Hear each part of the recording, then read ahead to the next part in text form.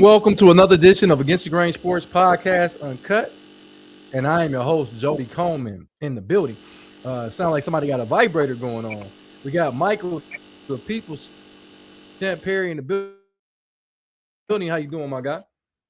Man, I'm good. That sounds like some old Dukes, pregame Duke stuff, vibrators and carrying on, on game day.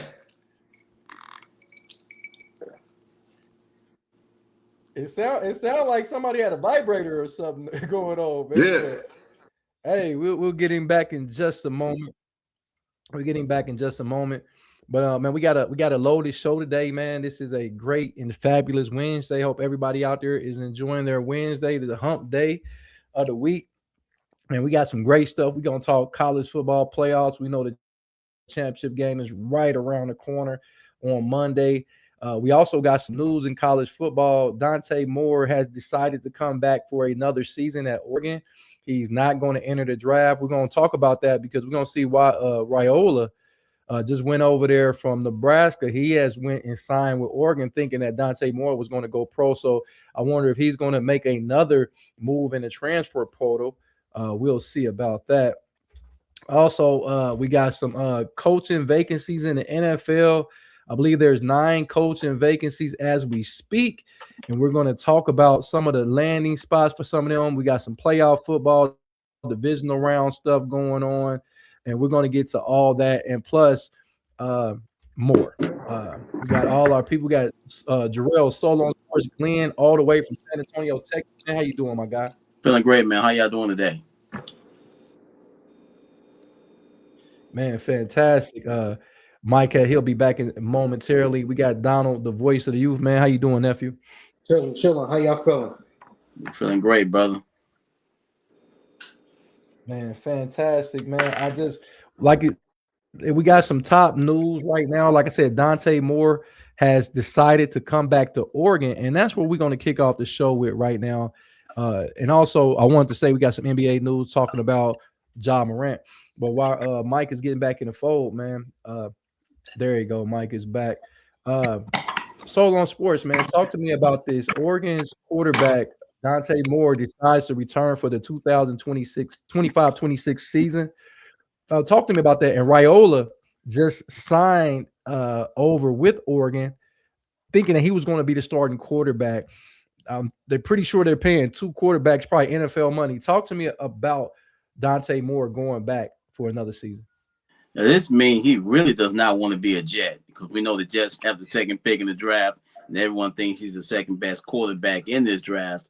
So, plus, man, with the NIL now, these quarterbacks make so much money.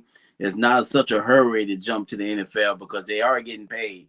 Maybe not completely what they be played in the NFL, but the rookie deal, I think there's college quarterbacks right now that's making more money than Shedeur Sanders is right now on their NIL deal. So to stay in college right now, it's really not a bad idea. I don't know if he's going to stay in Oregon because they did pick up the bootleg Patrick Mahomes. I don't know if he's going to be the starting quarterback or this kid, but if he doesn't play in Oregon, he can definitely go to another school and somebody pick him up and still make his money. No doubt. Donald, the voice of the youth. And what's up, King Minks? King Minks in the building. Talk to me, Donald, man. This kid, Dante Moore, I guess he didn't have a great showing in the semifinal round of the Final Four in the college football playoffs. Threw the pick six with the first play of the game. Indiana rolled over him. He fumbled on a couple other occasions. Comes back to school. What does that mean for Dante Moore's draft stock, and why do you think he did it? I don't actually like it. I mean, the thing is, I know he didn't have a good showing, but I think he would have still been probably the second quarterback, like you said, taken off the board this year. I think like Arch and them more likely going to be coming out next year, and it'll be a couple more quarterbacks. And then the mishaps that he had now, a lot of people are going to be looking at that next season. So if he doesn't do as well next season, he might have hurt himself, honestly. But I mean, because I still feel like if he would have came out, he would have been the second. He would have been probably the second quarterback still taken off the board.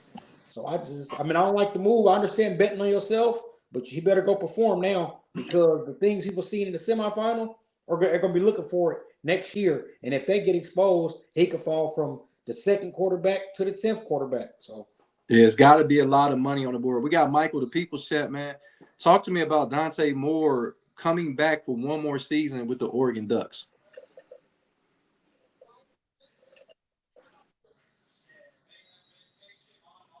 It's probably twofold. The performance that he just had was not impressive by any stretch of the imagination.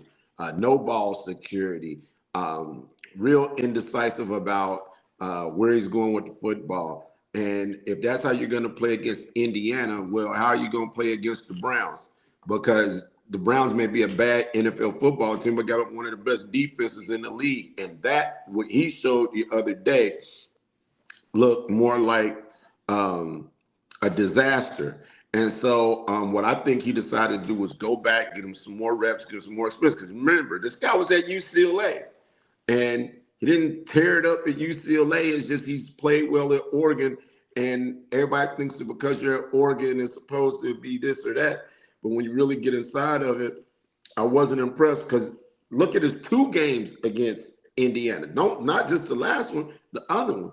And those are the best teams he played against. So I wasn't impressed. The NIL money makes it easy to go back. Yeah.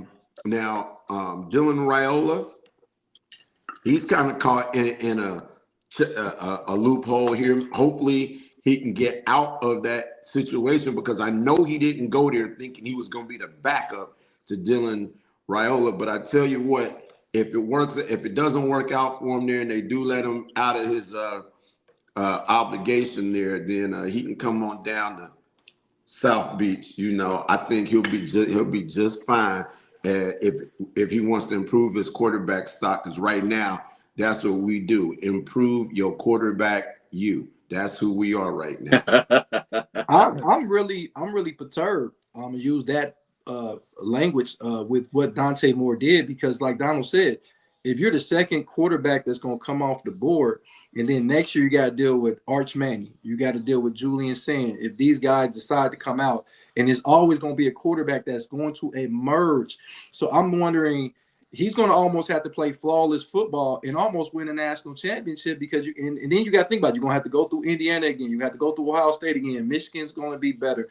You know what I'm saying? Penn State is going to – we don't know what Penn State's going to be. But the thing about it is, the 2 losses that you had on the season both came to the Indiana Hoosiers, who's going to get better next year because they got a quarterback coming in, Josh Hoover from TCU, that threw for almost 4,000 yards himself. So I don't really like the move for Dante Moore. I think that he's not going to outplay any of these quarterbacks that we name. We know Arch Manning. If Arch Manning has a similar season to this season and make the playoffs and do a nice run, we know Arch Manning is going to be the number 1 pick of the draft. So I think Dante Moore should have came out while his stock was high as it is. He can go back. He can suffer an injury. And then if Raiola, if he stays, and there's rumors that he's going to leave, but if he stays and they open up the quarterback competition, what if he beats him out for the quarterback competition? Or, it's all kind of scenarios. I don't know who Dante Moore's handlers are, but I'm hoping they're giving him the proper advice because 1 year NIL compared to an NFL, at least 4-year to 5-year contract, I don't think it adds up right there. Key Mink said, got a question for Mike. Who you think will be the Hurricanes quarterback next season? So Mike, who do you think will be the Hurricanes quarterback next season? Well, I think Miami is comfortable in-house right now. They could go with Emory Williams. He was a kid who played a couple of years ago. He beat Clemson, then he broke his arm against Florida State, and he sat behind Cam Ward and Carson Beck. And that's not a knock on any young man. So next year might be his opportunity. Once the championship game is over, then there's a possibility now that Dylan Raiola will end up at Miami. That was rumored a while ago. And that's what it's looking like to me right at this moment. Miami also signed a kid that's a top 100 kid at quarterback, Coleman, this upcoming year. And they say he's a mini version of Cam Ward in the making. So they really, really like him. And I've seen, highlights are highlights. You can't really make much of that. But I think those guys, Mario, one knock you won't get on Mario from me is an evaluator of talent. Okay. So I got a question I'm going to ask you next, Donald. With Dante Moore coming out, does this open the gate or the floodgates for Trinidad Chamberlain to be the hands-on second pick or second quarterback? Does he pass Ty Simpson since Dante Moore is going back to school? Hey, definitely, brother. I think even if he would have stayed in this draft, he might have a chance to be the second or maybe the first one, because they still gotta have all these interviews. They gotta have these workout sessions. You never know what's gonna happen, and somebody might really love this kid from Ole Miss. You know what? I think he has more ability than the Heisman Trophy winner. We're gonna draft him instead at number one. You just never know. He is more athletic than Mendoza, so you never know what these teams are looking at. He might be the number one pick in the draft. I think Raiders are sold. If Raiders go anywhere contrary to Mendoza, I think they're going to be making bad decisions. Donald, what do you think about this? Now that Dante Moore's went back to school, and I think the dust is kind of settled, we know that Mendoza is probably going to be the odds-on number one pick, but the second quarterback is between now Chamberlain and Ty Simpson. Which one of those guys you think is going to get the nod at the second quarterback? For mine, I would take Chamberlain easy. It's just to me, but I will be honest. I didn't watch Chamberlain that much throughout the whole season. But the last couple games, or when I picked up watching these, I would take him over Mendoza and honestly, just off of what I've saw lately. Now I haven't studied his whole body of work, but what I saw lately, I would take him first. So I do agree. And with Moore in them, I think I'm always for certain they're gonna let one of them out of Oregon, because it's not like they can hold the kids hostage no more. So they're not going to pay two quarterbacks like we got the other one for next year when they can just leave. So it's not a guarantee they'll be there. And see, the one thing, too, and I'm going to go to Mike, Ty Simpson is still waiting on his draft grade to determine if he's going to come back. But he said he doesn't want to play for anybody but the Crimson Tide, because Tennessee offered a boatload of money for him to come up and play for those guys, which would be that'll be the most traitor thing you can do is go from Alabama to Tennessee. But they were offering like $6.5 million. Mike, do you think that what draft grade would Ty Simpson get, and do you think it's going to be enough to go like for NFL quarterbacks? Organizations to take Ty Simpson over Chamberlain at this point. Well, first off, I think this goes back to what I said the other day. I wouldn't pick a quarterback in this draft before 15 to 20. So. I just think that there are other more impactful players in it. None of these guys, if you're not captured in the moment to say, okay, this is college football season, these are the best quarterbacks. Oh, everybody's got to take a quarterback. No, that gets a lot of teams screwed every year. Ryan Leaf, and the list goes on. I think that Mendoza, because they like him, will be off the board. I don't think he's going to have there ain't going to be the mysterious interview that goes south with Mendoza when he tells certain teams not to pick him because he doesn't want to sit behind somebody, which is nothing wrong with that, actually. But he could literally damn near slap the general manager's mama, and there won't be nothing wrong with his interview coming up. So it's a battle for second place. I like Chambliss of all the quarterbacks that I've seen thus far this year. He's got mobility. He throws the deep ball. And in the NFL, you need a guy that can move around, extend plays, and be dynamic. I'm not sure that any of these other guys have exhibited that ability. Real quick, Eagles Philly was good. He said, "Good evening, good brothers. Keep doing your thing. Stay blessed and stay safe. Appreciate it, young fella over there from the Philly." King Ming said the Jets is going to get Arvell Reese. I don't think. I think the Jets, if the Jets pick anything other than a quarterback, Aaron Glenn is going to be fired. If they go with any other thing outside of a quarterback in the New York Jets, I don't care if you get it wrong. And you know, I've been on here mid-season saying there's no quarterback that was worthy of a number one pick. Of course, man, those will start coming up and emerging. But if it was up to me, I'm with Mike. I wouldn't take none of these guys with the number one pick when you can get them in the second or third round. But I do go against what Mike said slightly, and he said that you don't want to take a quarter. You got to find a quarterback, even if it don't work. You got to draft a quarterback in the first round if they get a first round grade. Because yeah, you can say the Ryan Leafs of the world, or you can say the Jamarcus Russells, but it's a shorter list for guys that are bust than it has guys that have actually went on to be successful as a first round quarterback. But in this situation, I really believe that I would take Chamberlain. I told y'all I was one of the first people. I don't think anybody was thinking this even before the game he had against Miami. I said this guy is probably a first round draft pick. He has played his way into the first round draft pick, and I think the Jets have to go with a quarterback. I know the Raiders have to go with a quarterback. Y'all can't keep getting guys that like Geno Smith did okay, but Geno Smith, as we've seen, is not really a starting quarterback in this league at this point in his career. He had some good years with Seattle, but that was all that extent of that. King Ming said, Jody, what if the Jets trade for Mike for a quarterback like Kyler Murray? Now, if they trade for a quarterback like Kyler Murray, I still think that they're making a mistake. I think that Kyler Murray, that means you have to give up some of that first round pedigree that you have gotten from the Dallas Cowboys, I think, and the Indianapolis Colts. I think you want to keep as many first round picks because the team is more than just a quarterback away. You can grab it. So talk to me about that. They can draft a quarterback and get some other pieces, because we talked about this when Cam Ward came out last year. Yeah, it was cool to get the quarterback, but if you don't have nothing to put with him, what do you have? So, yeah, agree. I mean, Kyler Murray's. I don't know how much he really loves the game. I mean, those teams, the Cardinals talked a lot of shit about this guy, saying he liked to play video games rather than study his playbook, and he's been hurt a lot the last couple of years. So I don't know how much he really loves the game, or does he love those paychecks? You know what I mean? Because I don't know, giving up draft picks for Kyler Murray. I don't know if that's such a smart idea. I definitely wouldn't give up multiple high draft picks if they wanted. I already got to pay him that big salary. I give up a third rounder, maybe a low second round and a fourth round for Kyler Murray. I'm not giving him a first round pick for Kyler Murray because I don't know where his heart is right now.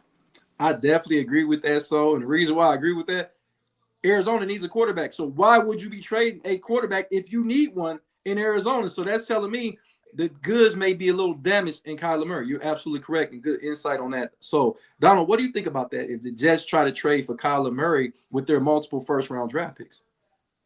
To be honest, I don't like it. I'm not the biggest Kyler Murray fan, especially to come and change a franchise around. Now, what I do know is some people just need a fresh start. Like some people, a lot of people are bad where they at, but the Jets are not the place to start a quarterback or kind of revive a quarterback. But I can't argue with that. But I do what I do think the Jets should do, because the Jets have what, 2 or 3 first-round picks this year? I think they got 3. They got the Cowboys, and they also have the Colts first-round pick. Oh, my thing is, the quarterbacks coming out this year, like y'all said, and I agree, none of them are franchise-changing guys. So, okay, even if we get them, as Aaron Glenn, I'm in a lose-lose situation, because now I'm trying to force a guy who's not that to be that, and I'll probably get fired anyway. So we're going to have a talk with the front office and say, listen, we can't take a quarterback this year. We're going to be weak again. So what we do is we use these 3 first-round picks to get, whether it's Reese, Dan, whatever you need to get, and plug 3 other holes. Pause. Well, not pause. Whatever. One at a time. One at a time. Wow. If you hey, we were doing so good. You know them young people was freaky, man. You get 3 other players, and then you understand we're going to be bad again next year, and then you got more quarterbacks coming out to choose from to kind of change the franchise for next year. Absolutely. How you doing, Teresa? Hope you have a fabulous Wednesday. And King Ming said, Donald, you're right. Mike, what do you think about that? Possibly, if you're the Jets, possibly trading some of the picks or some of the draft equity to try to bring Kyler Murray over to the New York Jets?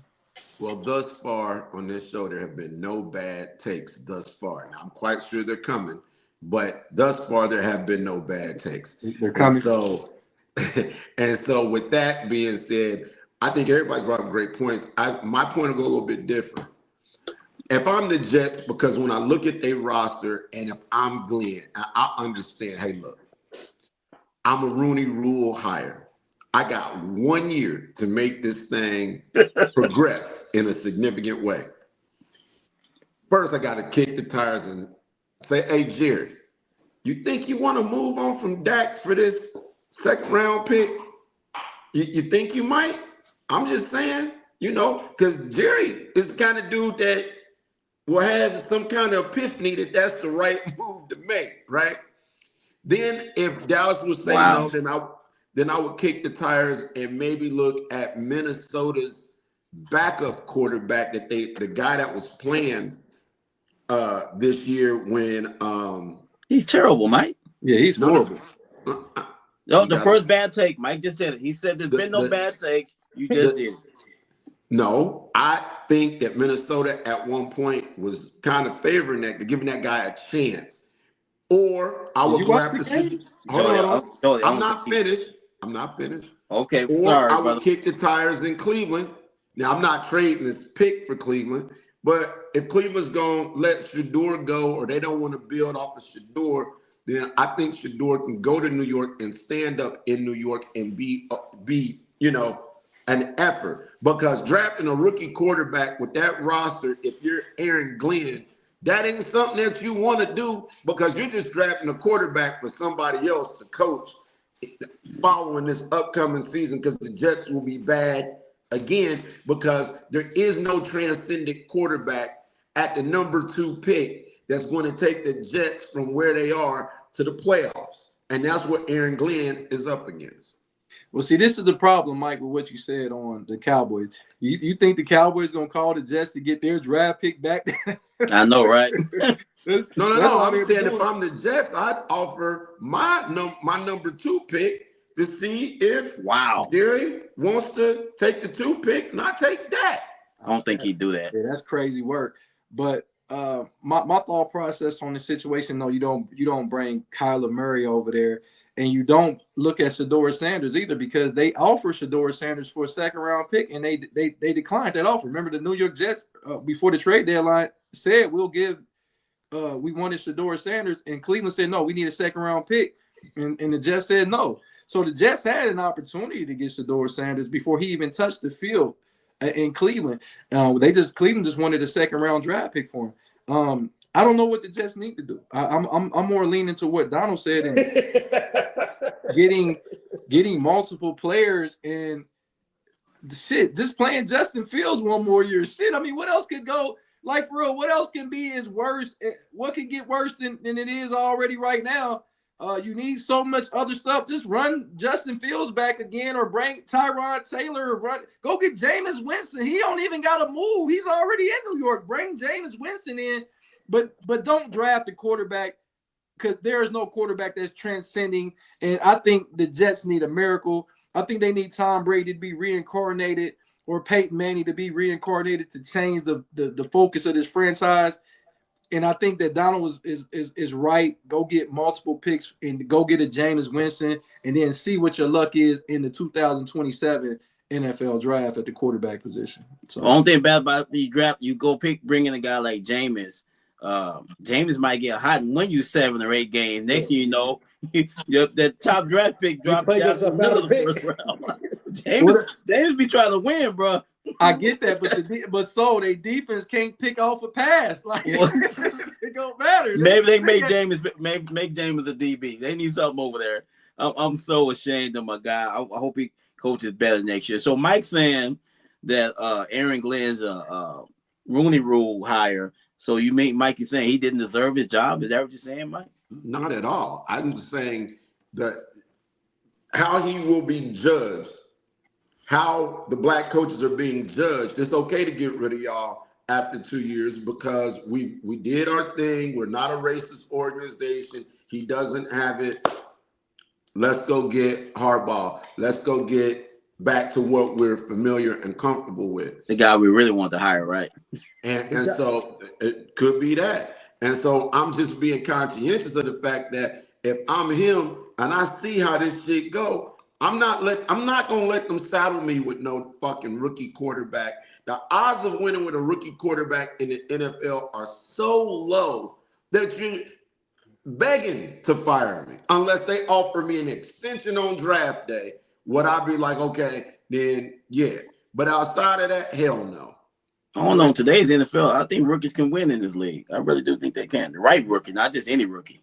Did y'all see the thing where they said they was talking about it's 9 vacancies, right? Yeah. And they said get your coach fast because if they have to hire 3 black people. So basically, they said get your coach fast, or you're going to be forced in the corner to hire one of them if that's not who you even want to hire because they have to anyway. I'm glad you just said that. That's a good transition. Good transitional piece. King Ming said Chad Pennington isn't walking through that door. James Frank, what's up, James? In the building, he said, I don't understand why they don't keep Fields. Fields been dealt a dirty hand.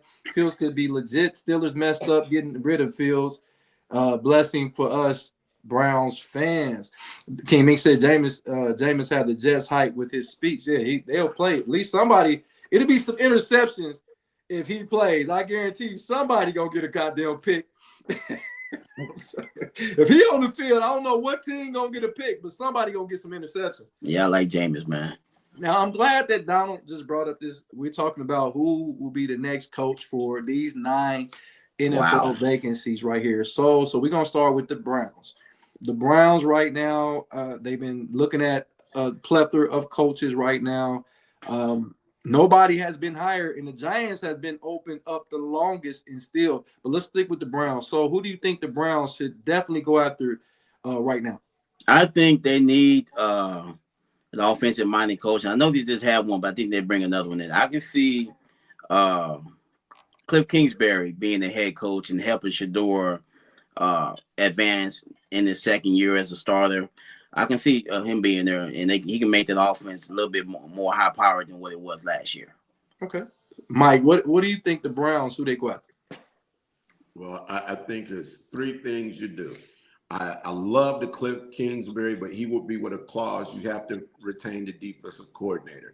You have no authority over the defense, period. Not one coach, not one trainer, not nothing. You get the offense together. We're going to get through this first year, and then we will then give you the right after this first year to make a move. But your focus will be the offense if you come in with Cliff Kingsbury. That would be number 1. Number 2, I'm going to take a kick the tires on Kurt Cincinnati and Marcus Freeman. I hear there's a lot of interest in Marcus Freeman and Kurt Cincinnati in the NFL level. So I kick the tires on it, see if, Kurt, you've done all you could do. The only level next for you to conquer is the NFL. All you do is win. We Googled you, so we want to ask you about this job. Marcus, you're a young guy. You've played for a championship at the college level. He's the kind of guy that you can build a franchise with in the NFL. He's young. He's got the right temperament. I think he'd do well in the NFL. And then if all else fails, call Colorado, tell Deion to come on and turn Cleveland into a real freak show that everybody will love to see. At least the tickets sales will be astronomical out the roof.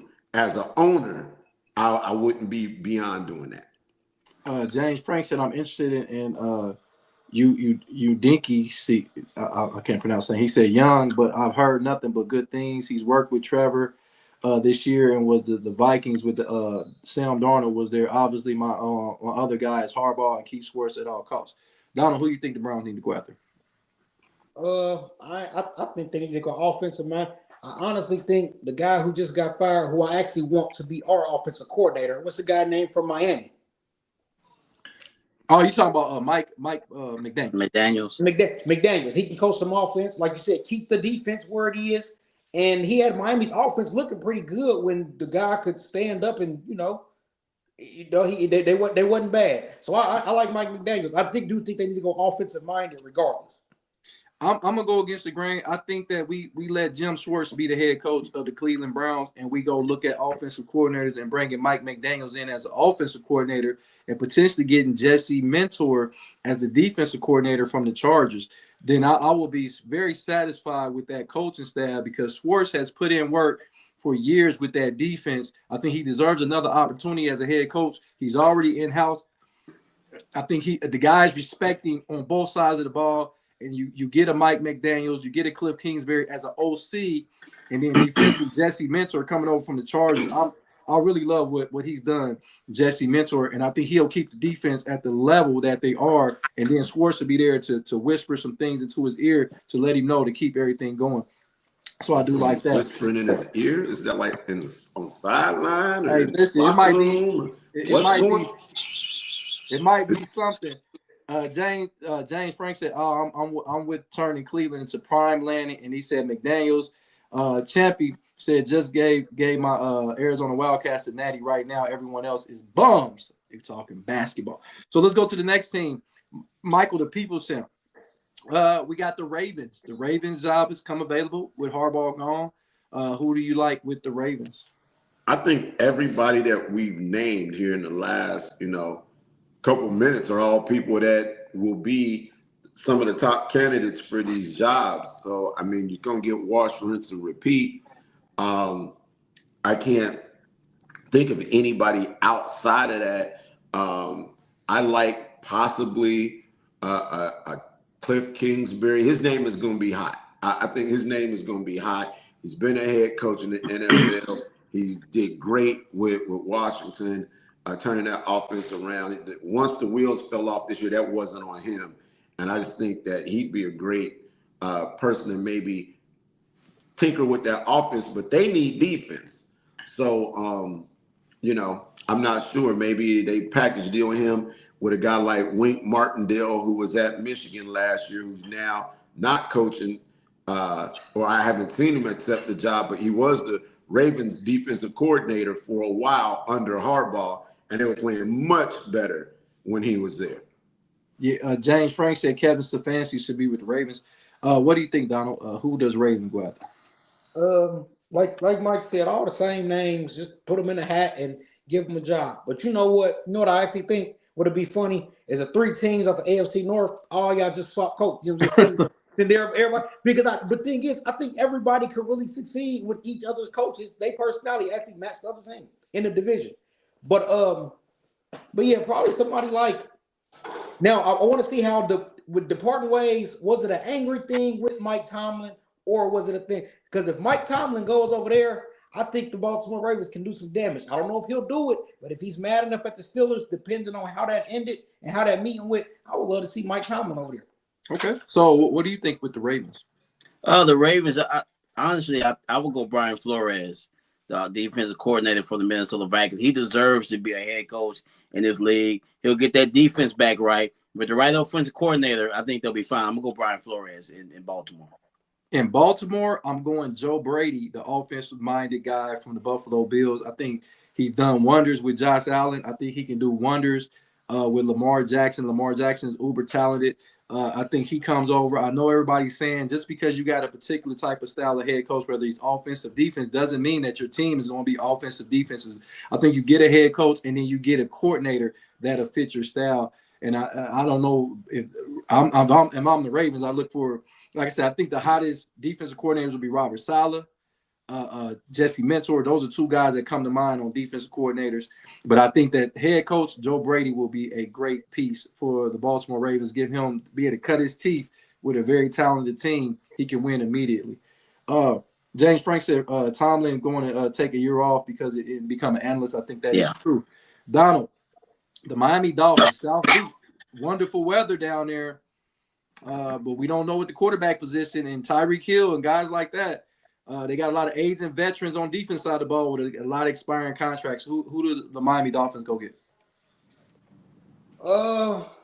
Somebody who just wants to be back in the coaching ranks. What's my guy name from they got kicked out of New England? Tom, you talking about Bill Belichick? Last year. Bill brother? No, Joe Mayo. Gerard Mayo. Somebody who because the Miami job is not like you said. They don't have a quarterback, nice weather, but somebody who really wants a job and who could. Because I don't think he did bad. He just didn't, like you said, he couldn't play the quarterback in that first. It's just a whole bunch of mess. So I would like to see Mayo down there with at least a fair chance at a coaching job. That's good stuff. So what do you think, Miami? I'm gonna go Robert Saleh from he got a raw deal with the Jets. I think he's doing a great job with the 49ers with that. They got duct tape on that defense and they're winning football games. I think he'll be nice with the Dolphins. Okay. Mike, what do you think? I think the Dolphins have to go for a splash hire. They need something to get that franchise out of the doldrums that they're in. So I would go with Harbaugh at all costs. I'd throw everything in the world at John Harbaugh because I just think that he's got the pedigree, he's got the experience, he's got a Super Bowl, he knows all the players in the league, he's still in tune to the college and know who to draft. He can put together a staff, and I really think that he'd have a great opportunity to go do something with Miami that hasn't been done since Don Shula left. I'm gonna say this, and this I didn't like him with my team, but Kevin Stefanski I think will be a perfect fit in South Beach. No expectation. I think he loves no expectation because in Miami they do everything but go to sporting events. Unless you're a hot playoff team. Remember the Miami Heat were down there and people still wasn't going to the games when they had LeBron James and winning championships. It's a lot of things to do in Miami. I think that'd be perfect for Kevin Stefanski. He can go get a quarterback that he likes. Nobody will pay attention to him. They don't care if they win or lose in Miami, it seems. I think Kevin Stefanski would be perfect down there. Cleveland was just too hot of he took a bad team, made him a playoff team, but then Cleveland wanted more. He can probably do the same thing. He's a setup guy. I think he'll set the Miami Dolphins up, and then the next coach will come in and take them to that next level. Soul on Sports, back to you. Steeler job, man. The newest job that just came available. They haven't had a losing season in 19 seasons. What do you do in Pittsburgh? This is the toughest job to figure out what they're thinking. I don't know, Joey, honestly, because they always think outside the box. No one knew Mike Tomlin was going to get that job. So I'm thinking maybe some young guy. You got to get back to that. I got to think a little bit more about the Pittsburgh coach who they might bring up. We got young Chris in the building, man. Young Chris Glenn in the building. We're getting a little static feedback. Check that out for me real quick, young Chris. And we'll let you jump in here as well. Michael, the people saying, what do you think the Steelers, man? Steelers is a historic organization who has 3 head coaches since, I believe, 1970 or 1998, I believe. Who do you go with the Steelers, man? I'm going with Marcus Freeman. This is a name that's been attached to this job. Is it me? No. Go ahead. Marcus Freeman's name has been attached to this job before anyway. And he kind of denied today if he was going to leave for the NFL. It wasn't, as you like to say, Jody, it wasn't full-throated. But you said it. Wow.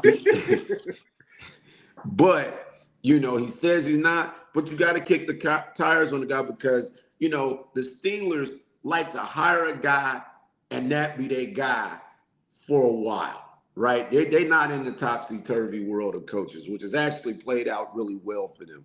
So I think a guy like Marcus Freeman could be the answer for them. Okay. Donald, who do you think the Steelers go after right now? Steelers. That's tough because it's like they expect a lot, so it's kind of hard to bring a guy who's with no expectations, like you said in there, which they ain't really been winning the last 20. You know what I'm saying? I don't know, but the Steelers, there's got to be somebody like Harbaugh or I really don't know. I can't even put my finger on that job. That's the actual tough one. Okay. Hey, James Frank said Pittsburgh gonna have a rough patch. I've got a feeling. He said full-throated, full-goated. Yo. And then King Mink said he said Brian Flores. This is a guy I think can restore the prestige back to Pittsburgh. I believe he's a young guy. I like Jesse Mentor, the defensive coordinator for the Chargers. I think that he's young enough that he can coach for 20 years, and I think that he has the pedigree on defense that the Pittsburgh Steelers need. I think he's a no nonsense guy. Look what he has done with the Charger defense the past couple of years. I think he deserves an opportunity. And if you look at every head coach that was the Pittsburgh has had, every one of the 3 head coaches they had was their first job as a head coach. And Jesse Mentor has not been a head coach in this league. I think he get a fresh start. He'll get that defense right immediately. So I like Jesse Mentor potentially being a head coach of the Pittsburgh Steelers. Young Chris, man, what do you think about the Pittsburgh Steelers job? Who would you go and acquire as a head coach? It's still a lot of coaching gigs out there, and I think the Steelers do need to have a new identity. That identity might be offensive wise, so you might go for a guy like Brian DeBoe, might go for someone like him. And like you said, I think Brian Flores should be a head coach in this league. So I think him going to Pittsburgh, because he's already been on the coaching staff before, if I'm not mistaken.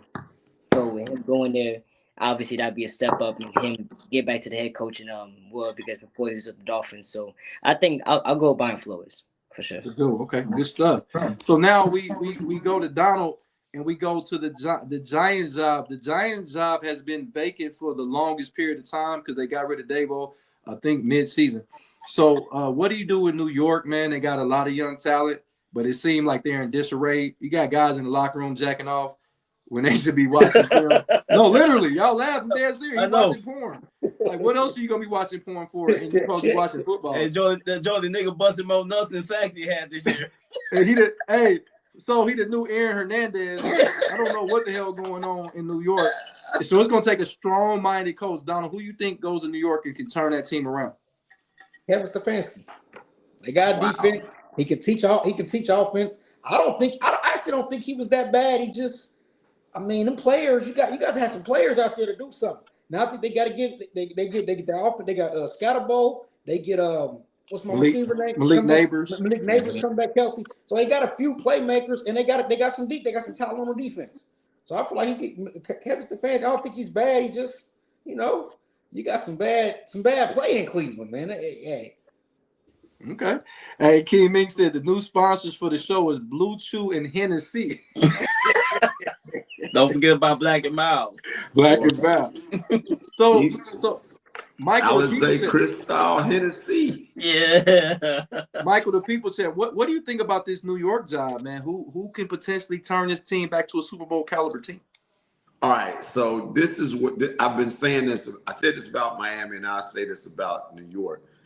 Kind of reminds me of Denver. Denver needed a splash hire. Their franchise has pedigree. It's something to be the Denver Broncos. And I think the Denver Broncos need to kick the tires on Mike Tomlin and Harbaugh. Those are the two guys, for me, that could go to New York. They can handle the media. They got championship pedigree. They know how to deal with the media.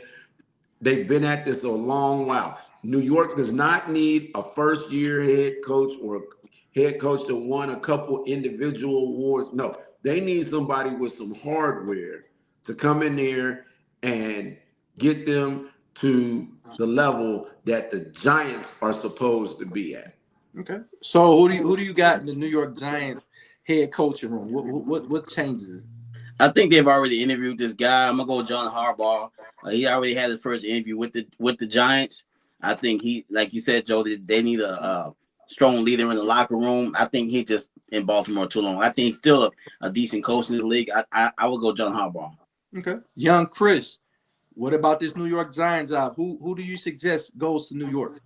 I'm about to give my pops here. I mean, John Harbaugh, I do think he's probably outside of, Tomlin. I think he's probably the best, most intriguing coach out there. Now, obviously, we know for the past couple of years, the Ravens have had big issues hanging on to leads in the second half. So sometimes it could be like a mental thing, using timeout. And even in the last game against the Steelers, trying to line up the kick instead of trying to get more yards. Because, a pressure kick for a rookie for the final game of the season is a lot of pressure on you. So some mental things, but I think overall Harbaugh's a good coach, and I think the Giants should go for him. Good stuff, Chris. Yeah, what's up, Mike? I I hate to say this. I have to be the bearer of bad. Here we go. Chris, you cannot come on here and agree with your dad Why in not? your first 3 takes. That is not acceptable. And you have to make up something different. You just can't agree Hey, with that. him and I think the same. Him and I think the same. So And we gonna y'all agree on sound some the stuff. same. We Really? gonna have different inputs, but we somewhat think the same thing Wait sometimes. till we start talking basketball. We don't think Yeah, the same thing. basketball's Hey. completely different. Basketball's completely Hey, different. I'm already impressed with this young fella and his intellect. I am definitely impressed, and it's take a lot to impress me, young Chris. I'm telling you that. When it If comes you to need sports. help, just blink twice, brother. Blink twice. James Frank said Kevin Stefanski will put Dart on the practice squad and wait until the pick 6 season to let him start. Kevin is overrated. I'm just a hater though, so I don't. I'm gonna go when you look at a New York media market. I'm gonna go with this. I know a lot of people threw this guy away. I'm gonna go with Mike McCarthy. Mike McCarthy has hardware. He's done it. He did well in Dallas. I think Dallas got rid of him prematurely. I think this is a guy that won a Super Bowl in Green Bay. He's a disciplinary guy that people don't give him credit for because nobody in Dallas allowed him to do what he was supposed to do because Jerry Jones overread. It was like, I'm going to tell mom. Okay, well, I'm going to go tell daddy. And that's what it was in Dallas. And I think he wouldn't have that problem in New York. I think New York, he would come in. He got a quarterback. He got some young talent. Mike McCarthy, and he'll go get a great defensive coordinator because there's a lot of good defensive minds that are linebacker coaches, DB coaches that can move up into those situations. So I like Mike McCarthy. Joey, Now, how old is Mike McCarthy? he's probably in his mid-50s, maybe early 60s, maybe. Yeah, because I think Mike McCarthy's older than me. Yeah, by probably a little bit more. I think he's more late 50s, early 60s. And at some point, man, it's time to kick the tires. But I mean, you could say that about Harbaugh too, I guess. Think about it. When New York won, they won with what's the old guy? Tom Coughlin.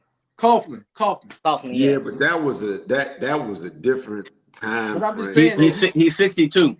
He's 62. So that's relatively mid-age for a coach. Now this job is probably the worst job available. The Raiders have had 5 different head coaches in 7 years. I don't know. I don't know what. I wouldn't take a job with those guys. I'm gonna be honest with you.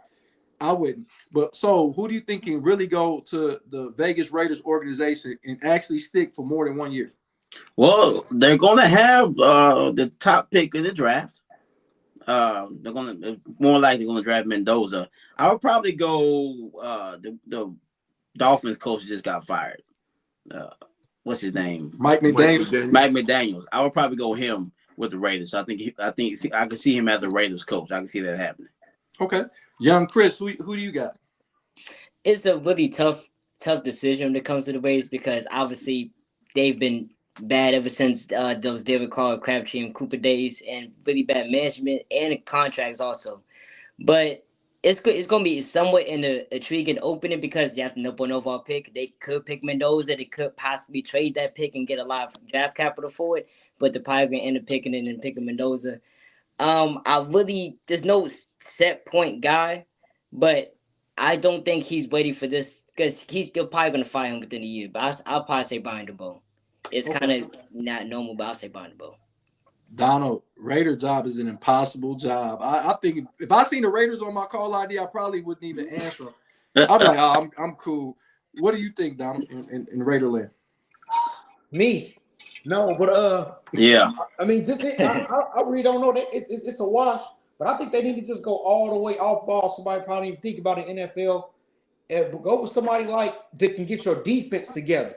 If the defense is better, it make it easier to play. It'll make it easier for the transition of the quarterback because he won't have to do as much to go win the game. So I would probably try to go make a splash of like Matt Patricia or something. Wow. Oh, he's been a head coach before with the Detroit Lions, so I can see that. Michael the People said, "What do you think? Raiders are a lost cause? Can it be salvaged in Raiderland?" Well, just like the coaches and owners got together last year and decided they were going to blackball Shador, I think the coaches should band together and blackball the Raiders and nobody accept the Raiders job. Just don't even apply for it. Don't even look at it. I'll take it. and forced the Raiders to get their house in order by getting a general manager in there that can get a coach, that can have some structure, that has a plan for the Raiders to return to prominence. This is bad. The Raiders not being good in football was equivalent to USC not being good in football for a long period of time. That was longer than anybody would have ever thought USC wouldn't be in the upper echelon. And this was more like from the end of the 70s all the way through the 90s and into the 2000s, when it was like you kept hearing that SC was a good team. They had Rodney Peete one year, and it was good one time, you know what I'm saying? But they USC, and USC's supposed to be good. And that's how the Raiders ain't supposed to be the laughing stock. That's just diabolical to me. Okay. King Ming said, what about Vince Joseph, Clint Kubiak, Chris Shula, the Realm DC? Then James Frank said, give me that job, I'll get paid for the year, and that's I'll be there and ride off into the sunset with a quick bag. Guys, I'm gonna go completely off of the grid on this one, guys, because they just can't keep a coach in there. I'm calling Lincoln Riley from the USC Trojans and bring him over there and see what he can do. I mean, we know he's an offensive genius. We know he knows quarterbacks. He'll have the #1 pick in the draft. I kicked the tire. I remember the Dallas Cowboys were thinking about bringing Lincoln Riley in. I know he's not a winner, but I mean, he didn't do much in Oklahoma, didn't do much in USC. But we have seen coaches on the collegiate level that didn't do much. Cliff Kingsbury get head coaching jobs in Arizona. He never did really well with Texas Tech. So why not call Lincoln Riley? This job is basically a crapshoot. So whoever you get is probably going to fail. So why not let Lincoln Riley go kick the tires on that? Then he can go back. He's young enough to be with the younger players. I call Lincoln Riley up, guys. I give him a call. I mean, Jody Coleman, just because you always say that nobody agrees with you and nobody gives you credit, and we have to hear this shit nonstop, I'm about to give you your flowers right fucking now. That was an excellent take. Let's give Jody Coleman a great hand for an excellent take. Right here, he got his flowers from all of us. So now, but that is a great take, because also Lincoln Riley knows all the college players coming out over the next 4 to 5 years. So he should be able to draft very well, in addition to, running that organization. Plus, he's on his last leg at SC. If he doesn't win this year at SC, he's going to get fired. So I take that safety outlet immediately. And I think they'd be more reluctant to fire him immediately like these other guys. We know that a lot of those guys Pierce was a lame duck coach. How old was Pete Carroll? Like, I mean, 70. they got to do something. He was like 76 years old. He looked good for his age. So why don't they call Snoop Dogg and put Snoop Dogg in? Well, he got so many other jobs. Why not give him that one too? I'm about to say he got enough. He do it. But no, seriously, Lincoln Riley would be a good. I wouldn't mind seeing him. King Mink said the Raiders need to call Klein from the Water Boy. Hey, he said get the fine as a coach. All right, now let's go to the next one. Michael, the People Champ. The next one we have on the list is your Atlanta Falcons. This is probably the most intriguing job that I feel like available, because you do have every position. The defense looking fantastic right now. I mean, y'all got a lot of young studs on that defense. Finally, y'all got a pass rush. Talk to me. Where do they go in Atlanta? Okay, so of some of the younger available coaches, Mike McDaniels and them glasses will not survive in Atlanta. It just won't happen. He just does not fit the vibe of what's happening in Atlanta as a city, as a culture base. Now, Cliff Kingsbury, he's got a little bit different ditty bop for himself or whatnot, so you could go there. But the #1 person on my list is Mike Tomlin. There's no better place. There's no better person. The time is now for Mike Tomlin to come to Atlanta and get Atlanta that Super Bowl. You got a potential Super Bowl roster. He's a defensive guy. You got all the tools on offense. You need to make one decision about offense, period, and you're going to be good. And it's really hard to screw that one up because you already got all the pieces. You just need a trigger man that is a game manager at the very least. If not, then you know what time it is. You call Colorado, you call Prime, you make the trade with Cleveland, give them your first round. Here we go. Shador, and then you turn Dion and Shador loose. The lemon peppers are flowing. Magic City and every place else that you can come up with is going to be a live show in Atlanta every Sunday during the season. Okay. So what do you think the Atlanta Falcons should do? Whoa, you really want to get things popping down there. This guy's he's been unemployed for a few months. Just go ahead and get Sharon Moore down there from the Michigan Wolverines. I mean, he needs him a job. Mike, there you go. I mean, y'all got great running backs. He likes to run the ball. He don't know how to throw, so let's go get more down there to fix them dirty birds. What do you think about that, Mike? And see, now we start with the bad taste. I knew we was doing too well. I'm fucking with you, Mike. I'm fucking with you. I'm gonna go Mike McCarthy, former Cowboys coach. I go Mike McCarthy. They need some stability down there. Okay. Young Chris, what you thinking down there in Atlanta? I'm gonna think that they do need an offensive identity. I'm with Mike here. I'll say Cliff Kingsbury.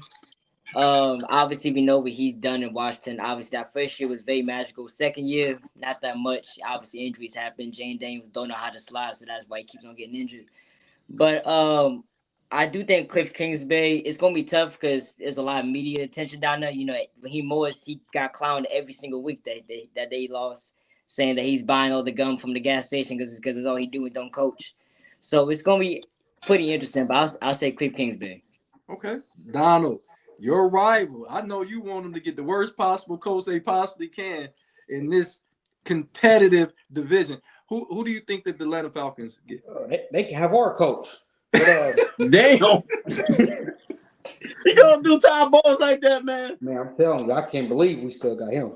But Fucked up. it gotta be. But like you said, Atlanta's already good on defense. I like Mike McDaniels to go anywhere that needs some offense or the quarterback. And I think they gotta go ahead and tell Cousins it's over with because he only gonna be around for so long. So you either gotta make Penix work or move on for him also. So I really think they need to go with McDaniels and let McDaniels help Penix come along as a quarterback. But Penix is always hurt, bro.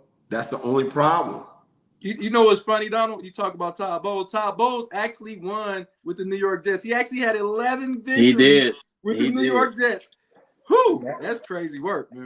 That's crazy. Go back. King Ming said, Mike, you got Dion coaching the Browns and the Falcons. And then James Frank said, I'm surprised Bowles ain't got the swift kick in his ass. I don't think I thought he should have got fired, but I mean, I guess mediocre is good for Tampa Bay. Ain't nobody really expectation.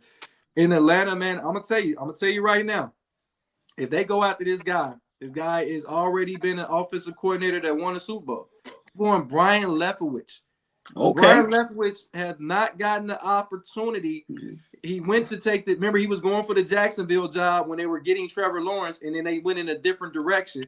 This guy actually was the offensive. I know they didn't give him credit, but the guy was the offensive coordinator when the Tampa Bay Buccaneers won the championship. How many of these coordinators or coaches outside of the Tomlins and Harbaughs and McCarthy's that already have a championship, at least under something that they did?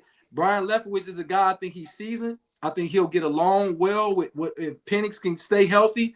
I think he is a better sociable guy in Atlanta.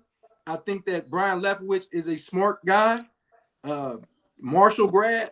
I like him going down there and potentially being a head coach and getting his first opportunity. I think that'd be a great thing for Brian Leftwich and a good job for him as well.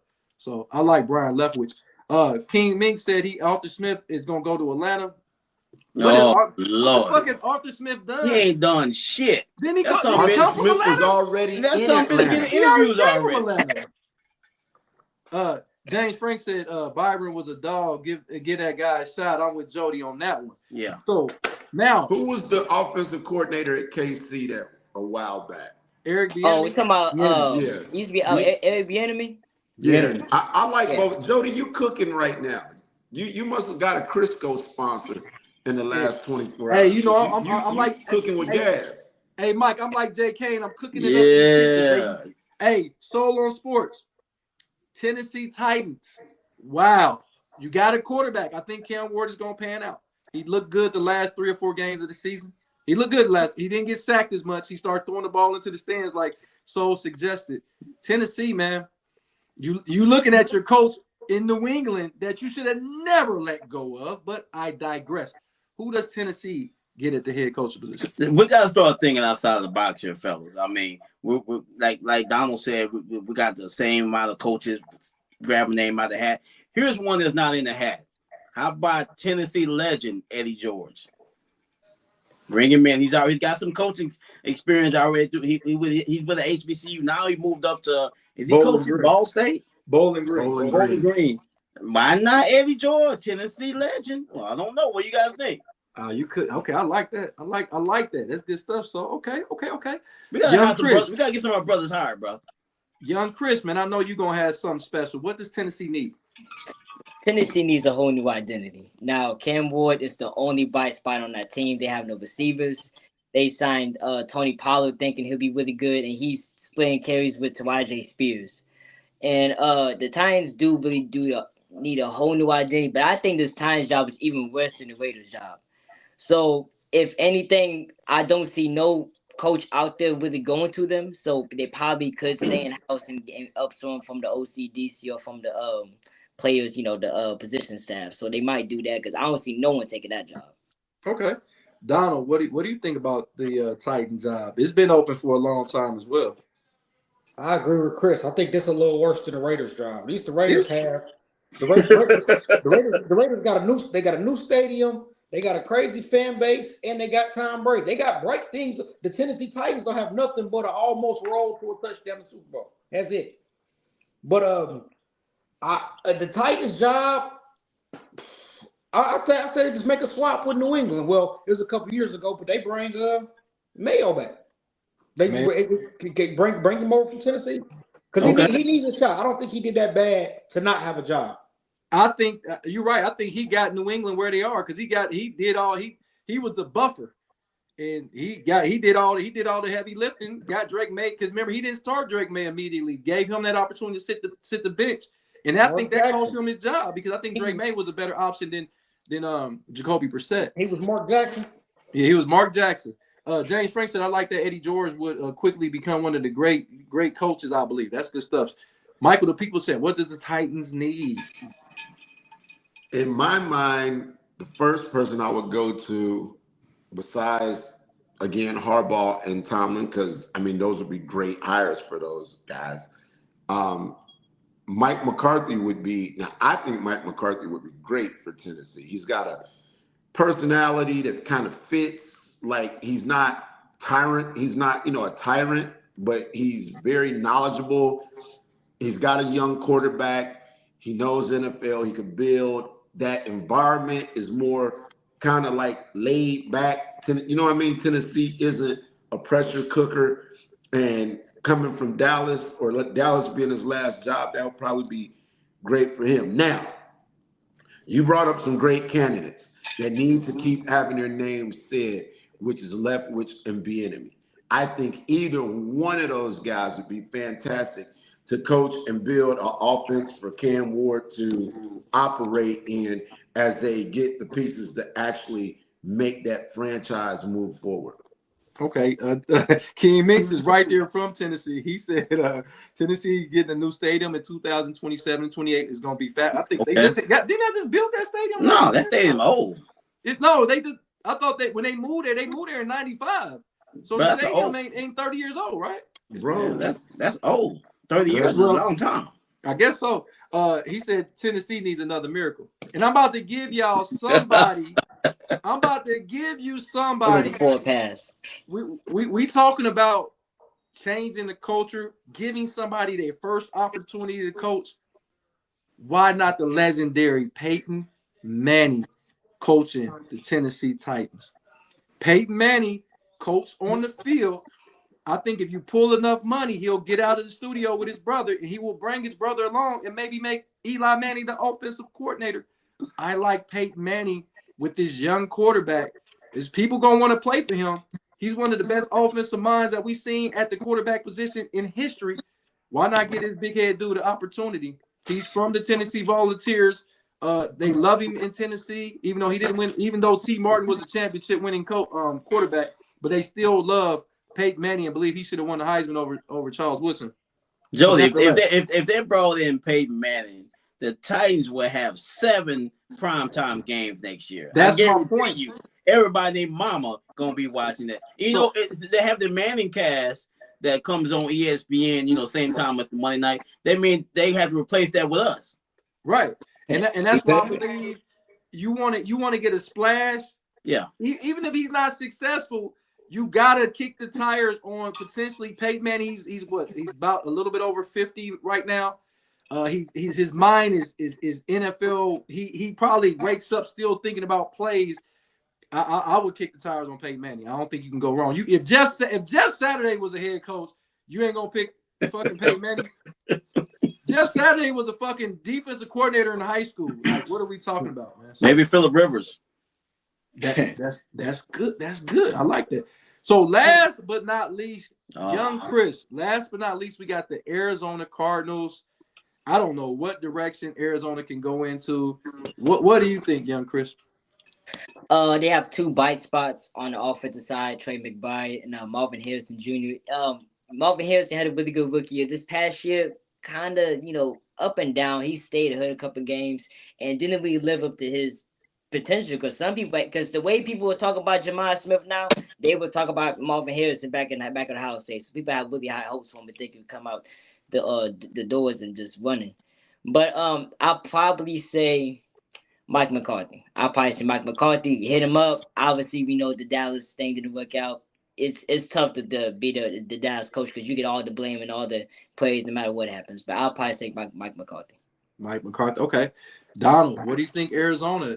I don't know. That's one of the lower tier jobs that are the ones we mentioned. And they're salary cap. They're in salary cap purgatory as well. What do Arizona do? I think certain franchises need to just scratch the NFL thing, get somebody their first opportunity in NFL. I think actually, and somebody's gonna be kicking the doors down on either team. Whoever wins this championship game, was it Monday? Maybe Cristobal, maybe Cincinnati, which is the winner of the game is gonna get an NFL opportunity if they want to take it. That's just how things work. So the winner of the game Monday, I can see either one of them go to Arizona being a coach. Okay. Michael, the people champ, talk to me about this Arizona job. The Arizona job is very challenging because you do have Marvin Harrison, but you got to make a quarterback decision. And see, for me, if a team's not great on one side of the ball, like I'd go to Cleveland right now because they great on one side of the ball. I don't think it's a 15-year, 10-year, 8-year turnaround. Arizona, I don't know anything that they're good at. So you, as a veteran coach, I wouldn't want that job. And then do you really want to hire a first-year guy for that job? So some of that out-of-box thinking that you were thinking maybe sounds good. I'd probably be leaning again to Byron Leftwich and Bieniemy, as this is a job that nobody wants. And if they go there and do anything, then they'll have to pick of the litter on their next job. And there's probably a little bit more job security there because it's Arizona and nobody's beating down the door to go coach at Arizona right now. Okay. Soul on Sports, talk to me about the Arizona job. Now, this might be the worst job on this list. I know everyone was talking about the Titans and the Raiders. This is a pretty terrible job too. They need to start all the way over again. Get rid of Kyler Murray. Get rid of some of the other pieces they have there. Jody, I've been trying to get this guy hired the last couple of years. I'm gonna go Al Harris, the DB coach for the Chicago Bears. For some reason, I think this guy's gonna be a great head coach. Seems like he's well respected in the league. I think his opportunity will be great in Arizona. Guys, once again, I'm coming with something a little bit different. why not bring Carson Palmer back to Arizona? Carson Okay. Palmer just won some awards on the level he was coaching at. But once again, Carson Palmer was a longtime quarterback that had great success in Arizona. He actually was the last quarterback there that won a playoff game. And actually, the year that he won the playoff game was the same year that he was almost the MVP. So I think Carson Palmer and his brother, bring his brother over. He's been evaluating quarterbacks at a high level. He's putting a lot of input on that. I like Carson Palmer. I like guys that used to play for teams that had success coming back and coaching for teams. So I like Carson Palmer. I like that. The toughest thing about the Cardinals. All right. No, I said King Ming said Leftwich is still coaching at Colorado. Yes, he's still at Colorado. I think he's a quarterback coach at Colorado. The toughest thing about the Cardinals is the turnaround. You got 3 other teams in the division who won 11 games or better. So it's like you got a lot that you up against. Just start over, baby. Might as well start over. Yeah, I agree with that. But I think if you're going to let some of these guys get into the dance, I think a guy like Peyton Manning, these quarterbacks, we've seen successful quarterbacks. Gary Kubiak was a coach in the league. That he was a backup quarterback. Frank Wright, that's another guy we haven't mentioned. I think Frank Wright is another guy that needs another opportunity at some of these jobs. I mean, I think he got a raw deal in Carolina, and then they let him. I believe they let him go in Indianapolis way too soon. Frank Wright is another guy that I think at some point in time needs to get back into the coaching ranking. I know his name is not a hot commodity, but maybe bring him out as an OC or something and let him work his way back up. But why is Frank Wright not getting an opportunity? Because he did well in Indianapolis. Actually, he was the last coach to win a playoff game in Indianapolis. So I'd rather take him over the offensive coordinator from Pittsburgh. People talking about bringing in as a coach again. I don't like that guy. I don't think he's a great coach. King Ming said Eric Bieniemy would be a good for Arizona if Kyler Murray stays. Now, that was our portion of the NFL, but the reason why Young Chris is on the show, because I got Young Chris, I got Donald the Voice of You, and we got Get Off My Line, Michael the People's Champ. So you know what this means, Mike. This means you got some young fellas that want to talk. The gloves about to come off, Mike. NBA. Mike, take that hoodie off, dog. You might want to get ready for this. Yeah, you're going to have to get ready for this. Yeah. He's 60. He ain't going to do nothing. He's 60. And then James Frank said pitchers, they OC was a quarterback not in the league, but he said Palmer, but pretty sure he was in college. I think it was something like that. I don't know what level he's on, but I just think you some of see these this, guys, Chris? You see this? You can't even have one of these yet. So until you can have one of these, don't say nothing about nobody's age before we card you. So here's the first topic that we're gonna talk about. And I'm gonna go before I get to the guys up top, because me and Soul are gonna kind of sit back. Yeah, we're gonna chill. We got popcorn. But Soul, you gonna answer first, and then I'm allow them to go at it. All right. What do you think, Ja Morant? He's getting it. He's picking fights in practice now. He's picking fights in practice. I told y'all some time ago that Ja Morant should have been traded. I think I was on the show. Yes, you did say that, Jody. I said get rid of him while his stock is at the highest. Now, why are people going to trade for a guy that's a ticking time bomb? So talk to me where a potential landing spot for Ja Morant is. I can see him possibly going to. I'm going to say the Clippers. They have one of the older rosters in the league. They need some youth there. I don't know. He wants to try that game banging shit he's trying in Memphis. It might not work too good for him in LA, but I think the Clippers they need some younger players, even though the motherfucker can't shoot. But I would say the Clippers. I'm gonna go ahead and go because I'm gonna let them go at it. Now we know that Ja Morant just spent $3 million on a house in Miami. Oh, yeah. So I'm thinking you bring Tyler Hero up to and start fresh, start new with Tyler Hero and maybe some of the young guys off the bench, and you send Ja Morant down to Miami and let him pair up with Bam Adebayo and see what they can do. But he does not need to be in the Western Conference anymore. I think he needs to go to Eastern Conference. And if Adonis Haslam is anywhere still with Miami, he'll knock the shit out of Ja Morant. So that's what he needs. He needs somebody that's going to get him together because Ja Morant is still a talented player, one of the best players in the NBA. So Miami might be the place that he could end up. So now this becomes the segment where y'all guys can do what y'all want. So I'm going to go from my left to right. Young Chris, where does Memphis do with Ja Morant? the Memphis Grizzlies and John Moran obviously then had a rocky relationship in him with the NBA with the whole showing the guns on IG Live. But with John Morant, I'm gonna hate to keep something going, but I think the Heat, we used to anybody $3 million house down there, and Heat, the so-called Heat culture. Now the big question I have is what would the package look like? Like you said Tyler Hill, but what else? Because it's not gonna be that straight up. Pause. Pause. What would the package look like? Do you care what the package look like, son? So what are Worry you about your teaching own down package. there? I ain't got nothing to do with this. No one gets away on this show. Come on, I don't give a damn who you are. But You young Chris, listening too hard, man. You listening too hard. Oh, you said it again.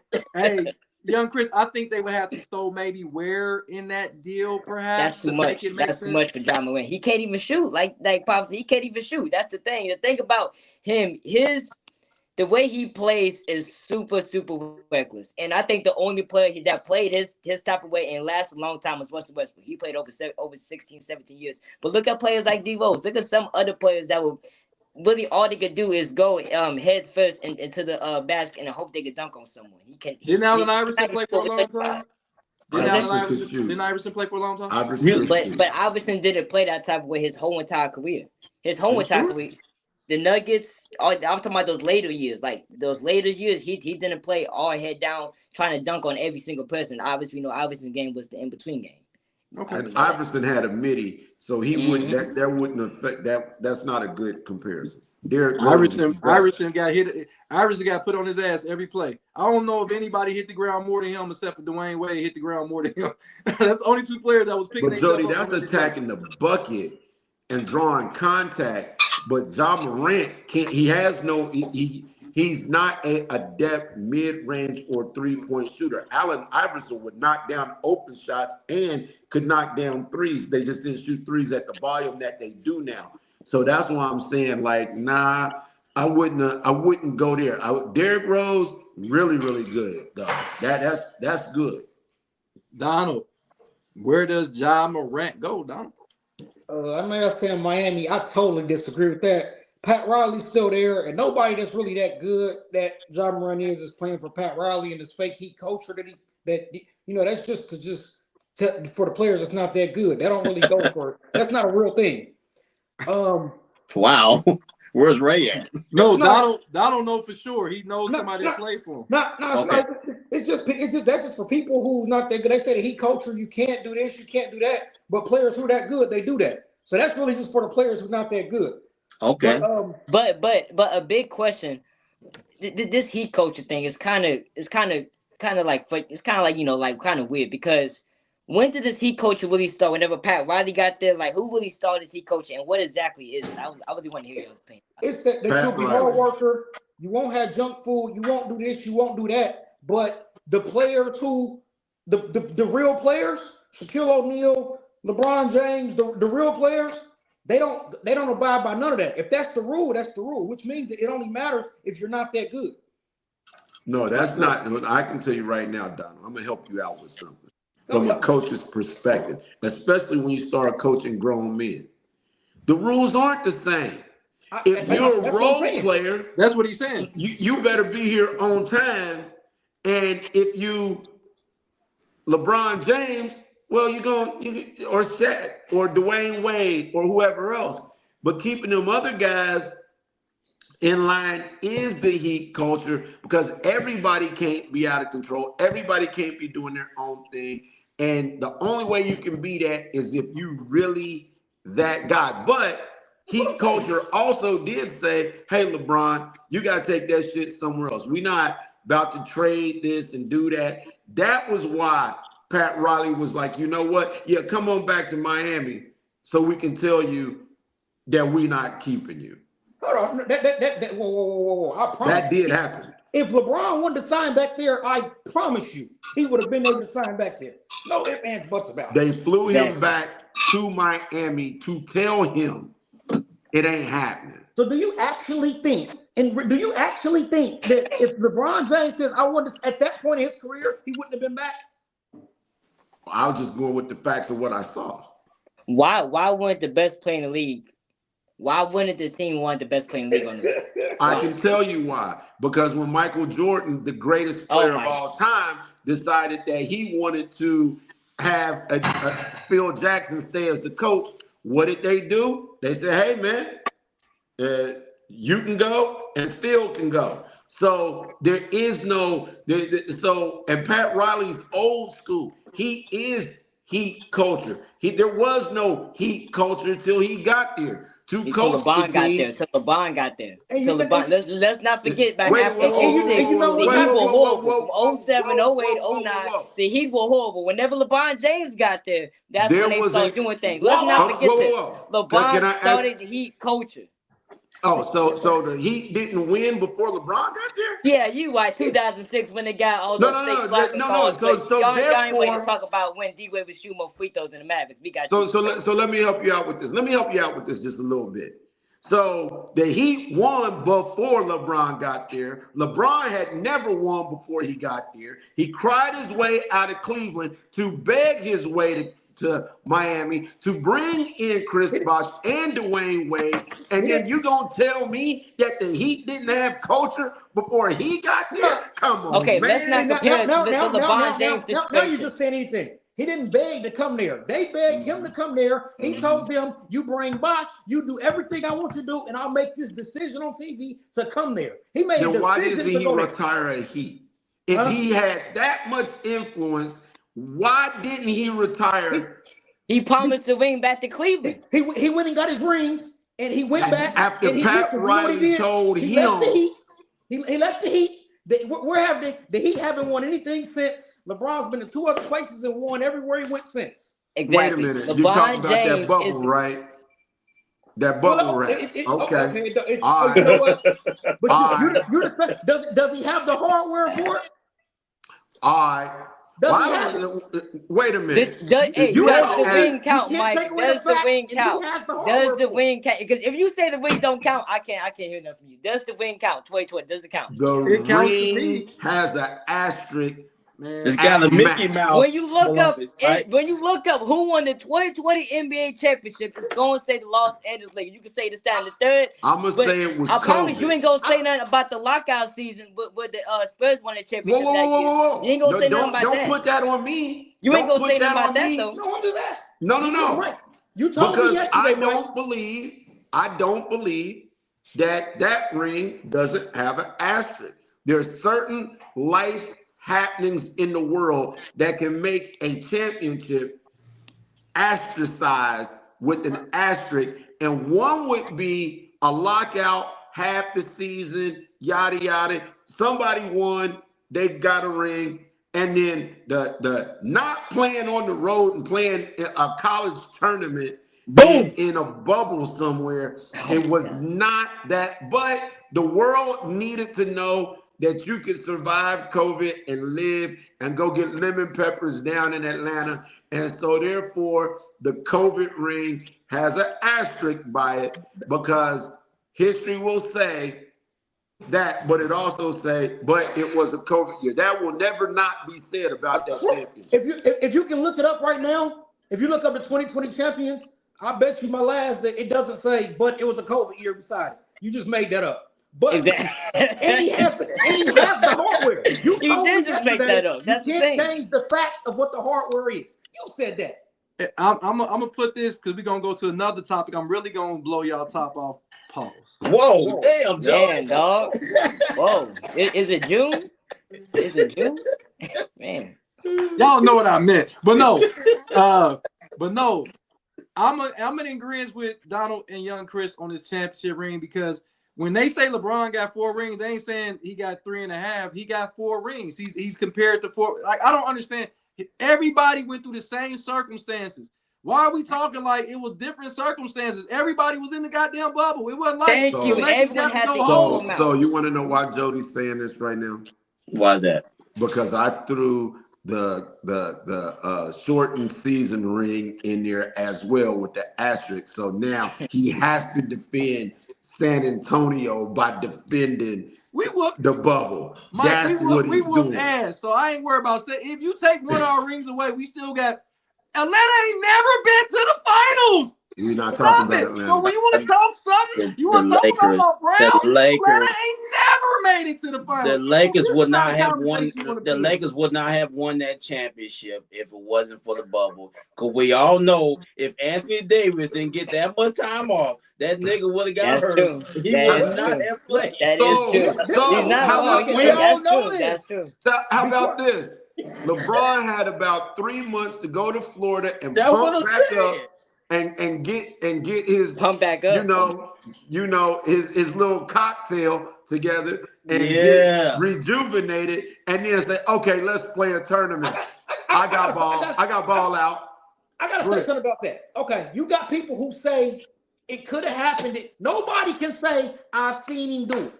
People can say I have suspicions. People can say I know he got it. Whatever. Nobody can That say dude he he can do it. trained with said he saw it, that they did it together.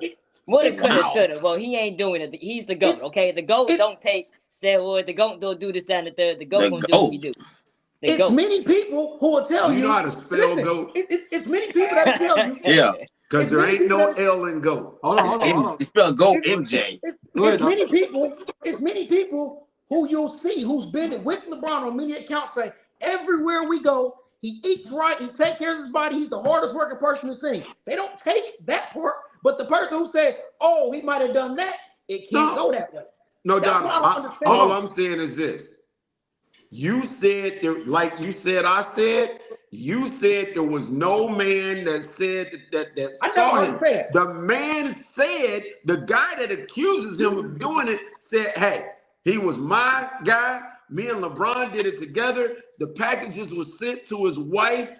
They threw his wife under the bus to save his reputation. I need you to What send me kind that. of 'cause I man understand does correctly. that? So let's talk about Jordan's gambling problem. You want to talk about that too? Jordan Hold had on, a hold on, everybody. Jordan Hold was on, just a second. suspended for gambling. Yeah, Hold on, he was hold on, suspended hold for on. gambling. How about your Hold GOAT? on, Your hold on, GOAT got guys. some I'm about to history. He owes let some y'all money to go the him. mafia. I'm about to let y'all go him. King Minks, give me that information later in my inbox about Ja Morant. But this is gonna go ahead. I told y'all.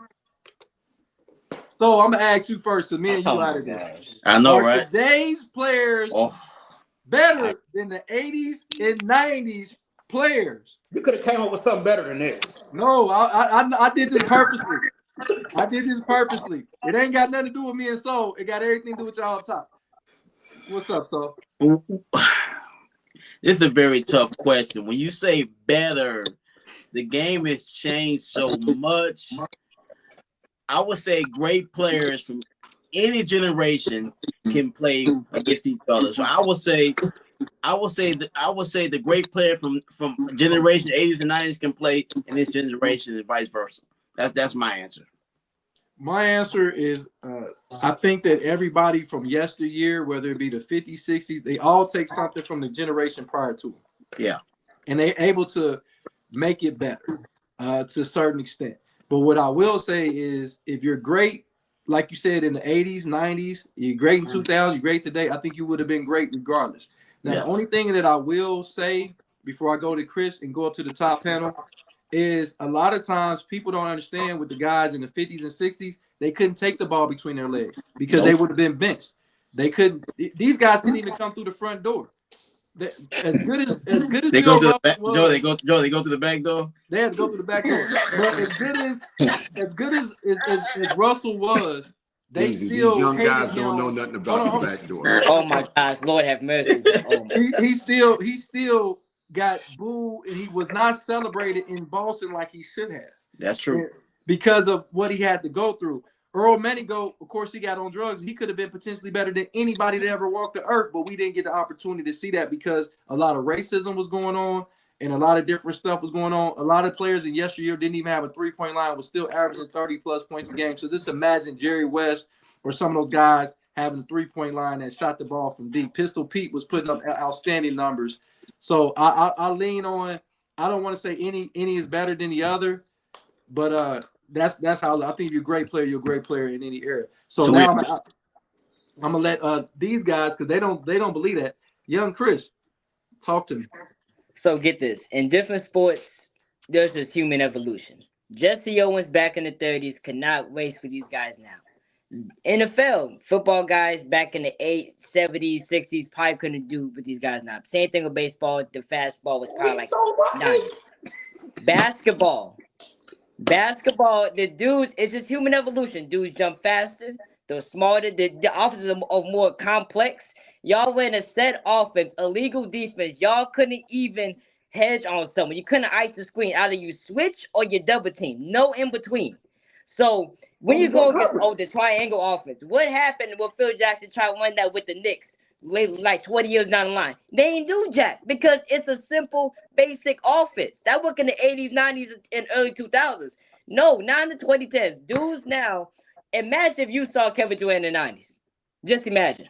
Just imagine you saw KD. You thought Jordan was crazy. KD, oh my Lord. Hey, Jody, notice I'm being quiet and I'm letting them cook. But I am taking notes. Cooking, right? Continue, young Chris. I want to hear all of this blasphemy. That also, another thing we have to add in on this, and this is nothing but the fact that if you deny this, you're crazy.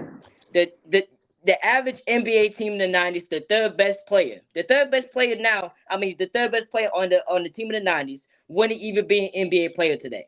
Tony Kukoc or some of these other third best guys on some of these teams would not even be NBA players today. You have to be good at multiple things, especially when you're a forward or a center or a small forward. When you're a center now, they want you to shoot. There wasn't a center back in the day that was shooting on a consistent basis who was actually a good player. Of course, they had some spot ups, but not that much. Now at every single position, you have to be able to do everything, and you can't be a short point guard too. And if you're a short point guard, you better be really good at shooting or really good at obviously being the floor general. So there's so many things that the coaches ask the players to do. What about Rudy Gobert back in the day? I'm taking notes. I can't wait to talk. Hold on, Mike. Hold on. Tony Kukoc was never the third best player on the Bulls. It was Dennis Rodman, who was a Hall of Famer. Dennis Rodman. James Worthy was the third best player on the Lakers. I understand Dennis Rodman, but I understand that. Hold on. Dennis Rodman was set at one thing. Tony Kukoc would not even be. Come on. Hey, Jody, can I say this one thing? Hold on, can I say this one thing? I got to answer this. James Worthy was the third best player on the Lakers. James Worthy was the third best player. Dennis Rodman was the third best player on the Pistons. Robert Parrish was the third best player on the Celtics. Chris Mullin was the third best player on the Golden State Warriors. We talking about Hall of Famers and the third best players back in the day. It's crazy work. Kevin Johnson was the third best player on the Suns. Come on. Are we serious? Again, these guys were good for their era, and I'm more than a point to that. 20, 30 years from now, the guys will be even better than the guys today. The guys were good from their era. Simple as that. Dennis Johnson, Kevin McHale, all those guys. Hey, all those guys from the 80s and 90s were good for their era, but they just can't play Kevin Johnson. I didn't say Dennis Johnson. I said Kevin Johnson. Kevin Johnson, Dennis Johnson, all those guys. Johnson, go look at when he dunked on. We can't see your face, boy. But go ahead, Donald. I agree. I don't even think it's. I really want to ask, what are you determined as a better player? Is my skills better than yours, or can I foul better, or whatever? Because my thing is, I feel like the best basketball player is the most skilled player. I feel like skills have always been what made players the best. If you go down the line of any era, the player with the most skills was the best player. So therefore, players nowadays have way more skills than players back in the day. So I believe the players nowadays are by far better. It's like Chris said, in everything else, a person can get better. People can kick field goals from 70 yards now, 65, 70 yards now. People can run, everybody's track and field times getting faster, swimming times getting faster. But for some reason, they're holding on to basketball players can't get better. Everything gets better. You buy a car, a 2020, I'm pretty sure it's going to be better than 2000. It's just how life works. Like guys like Wemby, they're better than the players that we have from the 2010s and the 2020s. Wemby, it just goes forward. That's how life works. But Donald, you said something about a 70-yard kick. Do you know the record stood from the 60s for like 30 years or 40 years? The Blanders kicked the 63-yarder. That stood for like 40 years. Okay. We got guys like Ron Hudson. wide receiver for the Green Bay Packers, was playing 8 games a year and got 99 reception touchdowns and didn't get broke until 1990. That just means the corners that was out there against him couldn't guard him. That don't make him better than the player nowadays. Okay. Go ahead, Mike. You've been quiet. Okay. Here we go. Let's go, Mike. This is Represent. been a lot. So we got Draymond Green playing center right now in the NBA. Cool. Draymond Green has been a lockdown center at 6'5" for the last 8 years. He's won Defensive Player of the Year. He's thugging dudes. He's slapping the shit out of motherfuckers in practice. Yes, sir. Don't forget about the choking, Mike. That's one thing that's not a fact. Hold on. And he's a 4-time champion in this league, right? So that's gonna be number one. So I'm going to suggest that, and I'm not even gonna go with the upper echelon, but this is what I would like to see. And Jody, y'all can chime in. If I'm wrong, please tell me so. I would have loved to see Draymond Green attempt to guard Brad Daugherty at 6'11", 270 pounds, back to the bucket. So these guys are talking about more skill, right? So basketball happens on 3 levels: at the rim, the mid-range, and behind the arc, correct? Yes, sir. Okay, so right now, DeAndre Ayton is considered one of the best centers. You just make No that one up. said that. Nobody No one said said that. No one said that. No one said DeAndre Ayton was the best player. No one does. Everyone knows he's That soft. the Everyone knows Lakers just went out and paid because they said they had to have a center in the NBA. And so right now, that center that they got, and we're not even going to talk about that motherfucker in Minnesota right now, who's been the 3-time defensive player, 4, 5, 6-time defensive player in the year, who can't hit a fucking 5-footer on a regular basis. But I digress. We talk about technology and the advancement and everything so advanced. So I could go sport by sport, but we'll just keep it kind of basketball because it's kind of easy to do. LeBron James is in year 23. 23. The GOAT. You're 23. He's what? Year what? 23. 23. But if we take his numerics on games played, he's like in year 17, right? Because that for some reason, with the hyperbaric chambers, with the training that's so much training, with the nutrition that's so nutritionally superior to all the other vegetables that was ever eaten ever in life before now, without drinking titty milk no more, and Similac, and all this shit, these motherfuckers can't play 70% of the regular season games, let alone finish a whole playoff series. So when we're talking about the evolution of man, we're actually talking about the regression of man, because man is clearly getting weaker with more technology because they can't do the things that the caveman used to could do.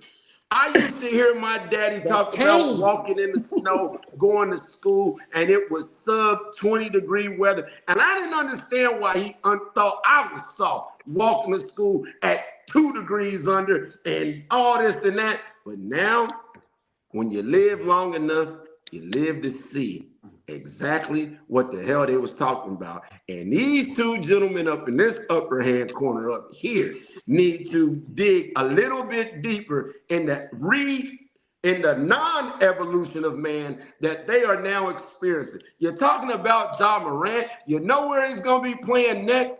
Croatia. He can take them saggy pants and that hood, false hood. The kid didn't even grow up in the hood. He had 2 parents in China somewhere trying to get an Adidas deal or whoever's over in China, because that shit ain't gonna continue to float over here. I rest my case. Hey, Mike. Okay, hold on. Hold Like, on. Not only they had two on parents, me. they had a real good marriage. Yeah. no one told y'all It's to smoke or it's drink on during me. halftimes. That's y'all not being smart. No one told y'all to That's do all that. I'm saying Y'all is be those these smoking guys. cigars before games. Why can't I play 15 good NBA seasons? Because you're doing it to yourself. You Simple as idiot! that. It's not our Y'all fault. These know guys how weren't bad drinking smart. is. Y'all know how bad smoking is. No one told y'all to do that. These guys, Simple. these guys back in the day, guys nowadays are pimping the game. We are the business. We don't want to have to sell our championship rings and stuff. Well, We don't Exactly. have to do shit. Exactly. actually, There you're you wrong go. on There that you as go. well. You You're wrong can't on that as well. Huh? This is what happened. The only reason why you see these numbers the way that they are in Oh, the yeah, I agree with both NBA of more them. specifically is because you only have to go to, they had a whole 8-9 years where you didn't have to go to college at all. Then they said, well, you got to go to college 1 year. So if your clock in the NBA starts at 19 versus somebody whose clock by the rules that were started at 22, 23, yes, you have 3 more formative years in the NBA, which makes y'all's average of playing years longer, but also you don't have the physical dexterity. There's something wrong with your pinky. There's something wrong with your Achilles. There's something wrong with your kneecap. There's something wrong with the pimple on your left ass cheek. Anything that can keep That's a y'all out of polio. games is why y'all are out of games, because your cottontail SOF. No, they just don't feel like no, it's just not. We're resting for the business of their self. First and foremost, that's what it is, 100%. So these guys back in the day just didn't know any better. People got smarter. Back in the day, people would score more points if the coaches had sense to take these 2 big men out of the game, who one of them can't shoot, to get out the way, so your players with skills would have more space at the rim.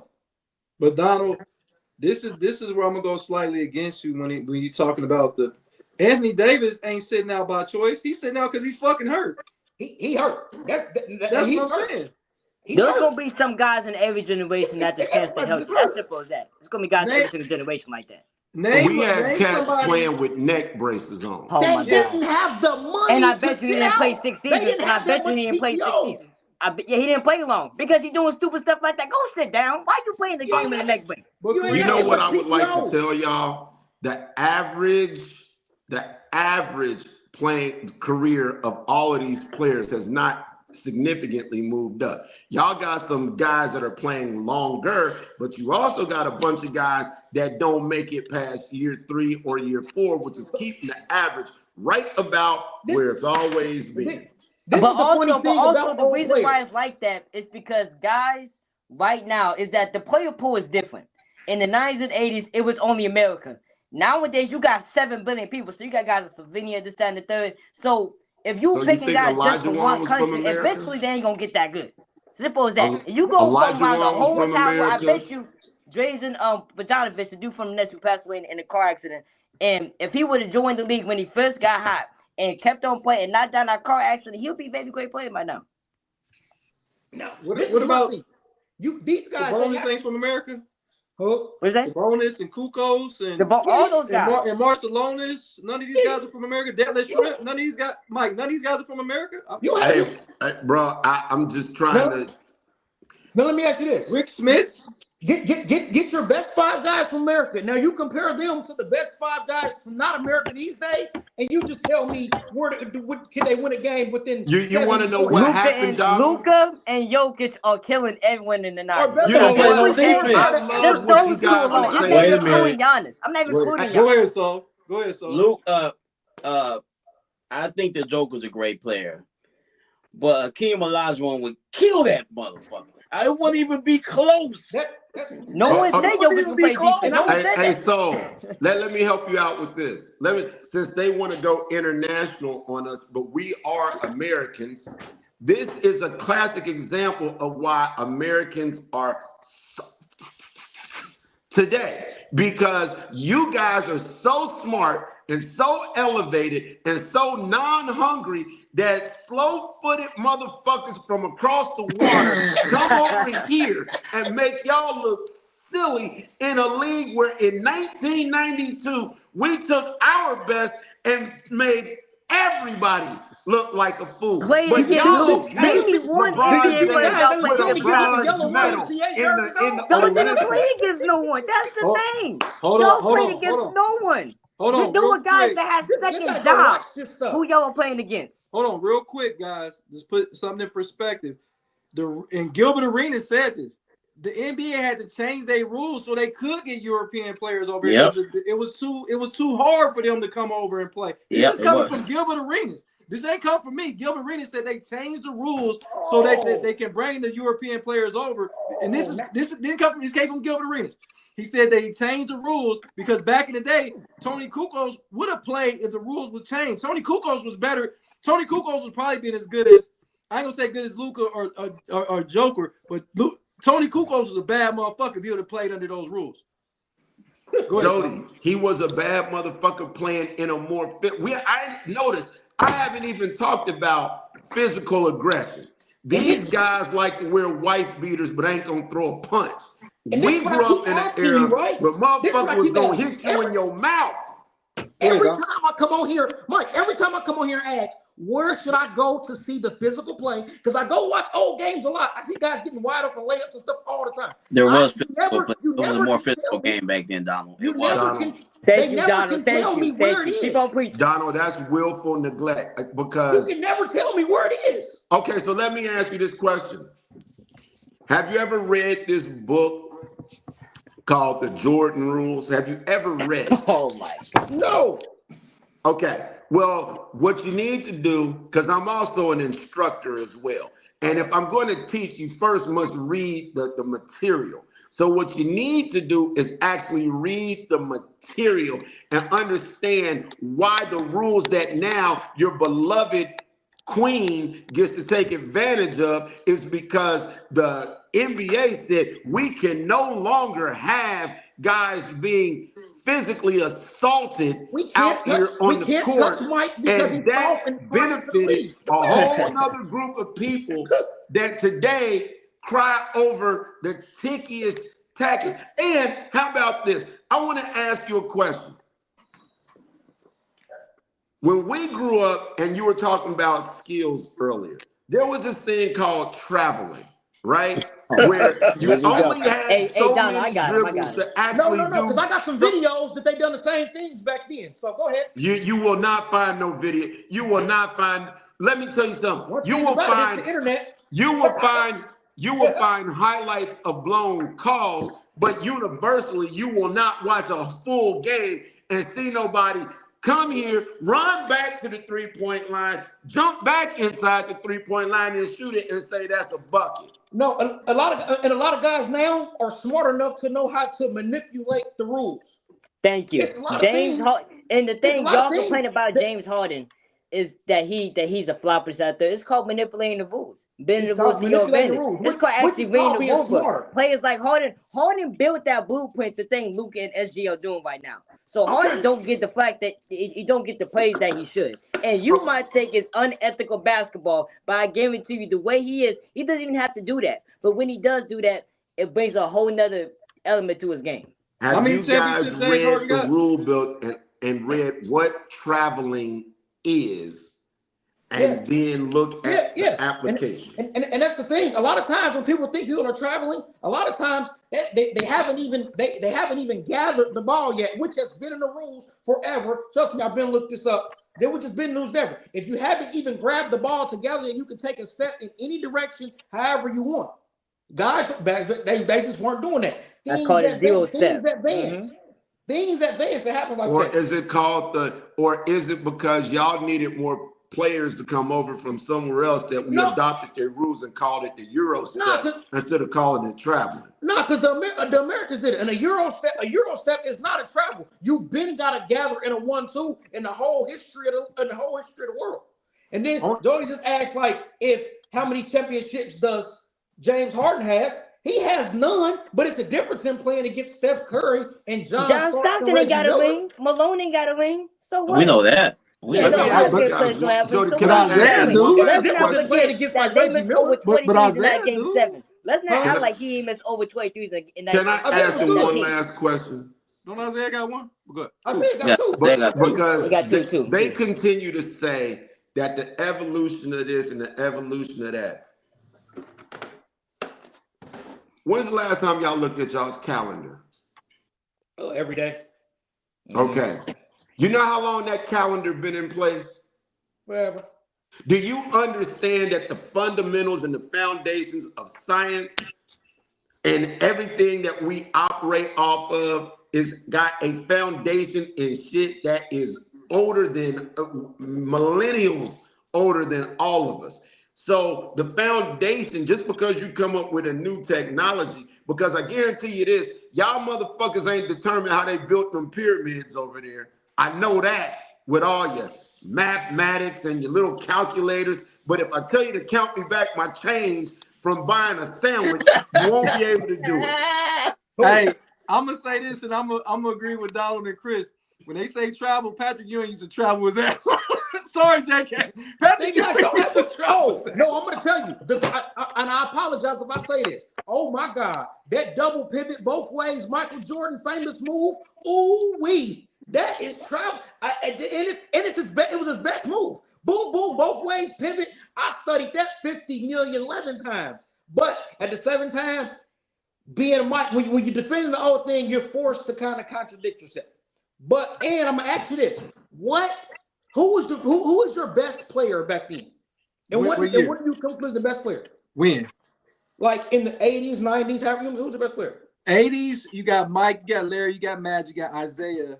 Olajuwon was just getting into the league. Dr. J. Dr. J, Charles Barkley, Moses Malone. And what do Hold y'all think? on. George Gervin, Bob That's McAdoo. 70s. I could go on and They on. were more 70s. George Gilbert 70s. They were Now more let me ask you 70s. this: what makes a player? Okay, if you're saying what's the best player, what? Okay, take the player. You're looking at him. You building the best player. What makes him the best player?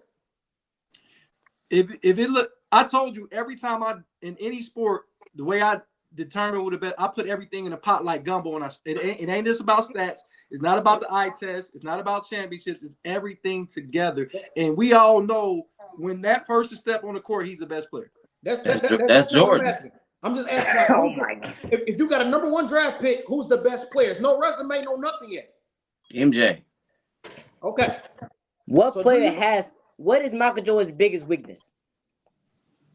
Gambling. Michael, Okay, What court. is His his biggest- 3-point I'm shot. trying to think what His is his biggest 3-point strength. shot is his worst trait. Well, the No 3-point question. Y'all shot know was about not that. like Name Because me now, one. if we Name break me down one big skill by knock skill, LeBron James has on this game. Prime LeBron James, Hairline. 2013. What was his biggest knock? But Hairline. hold on, young Chris. You said that Michael Jordan struggled. Well, didn't he just hit 6 3-pointers against And Portland then to win the championship?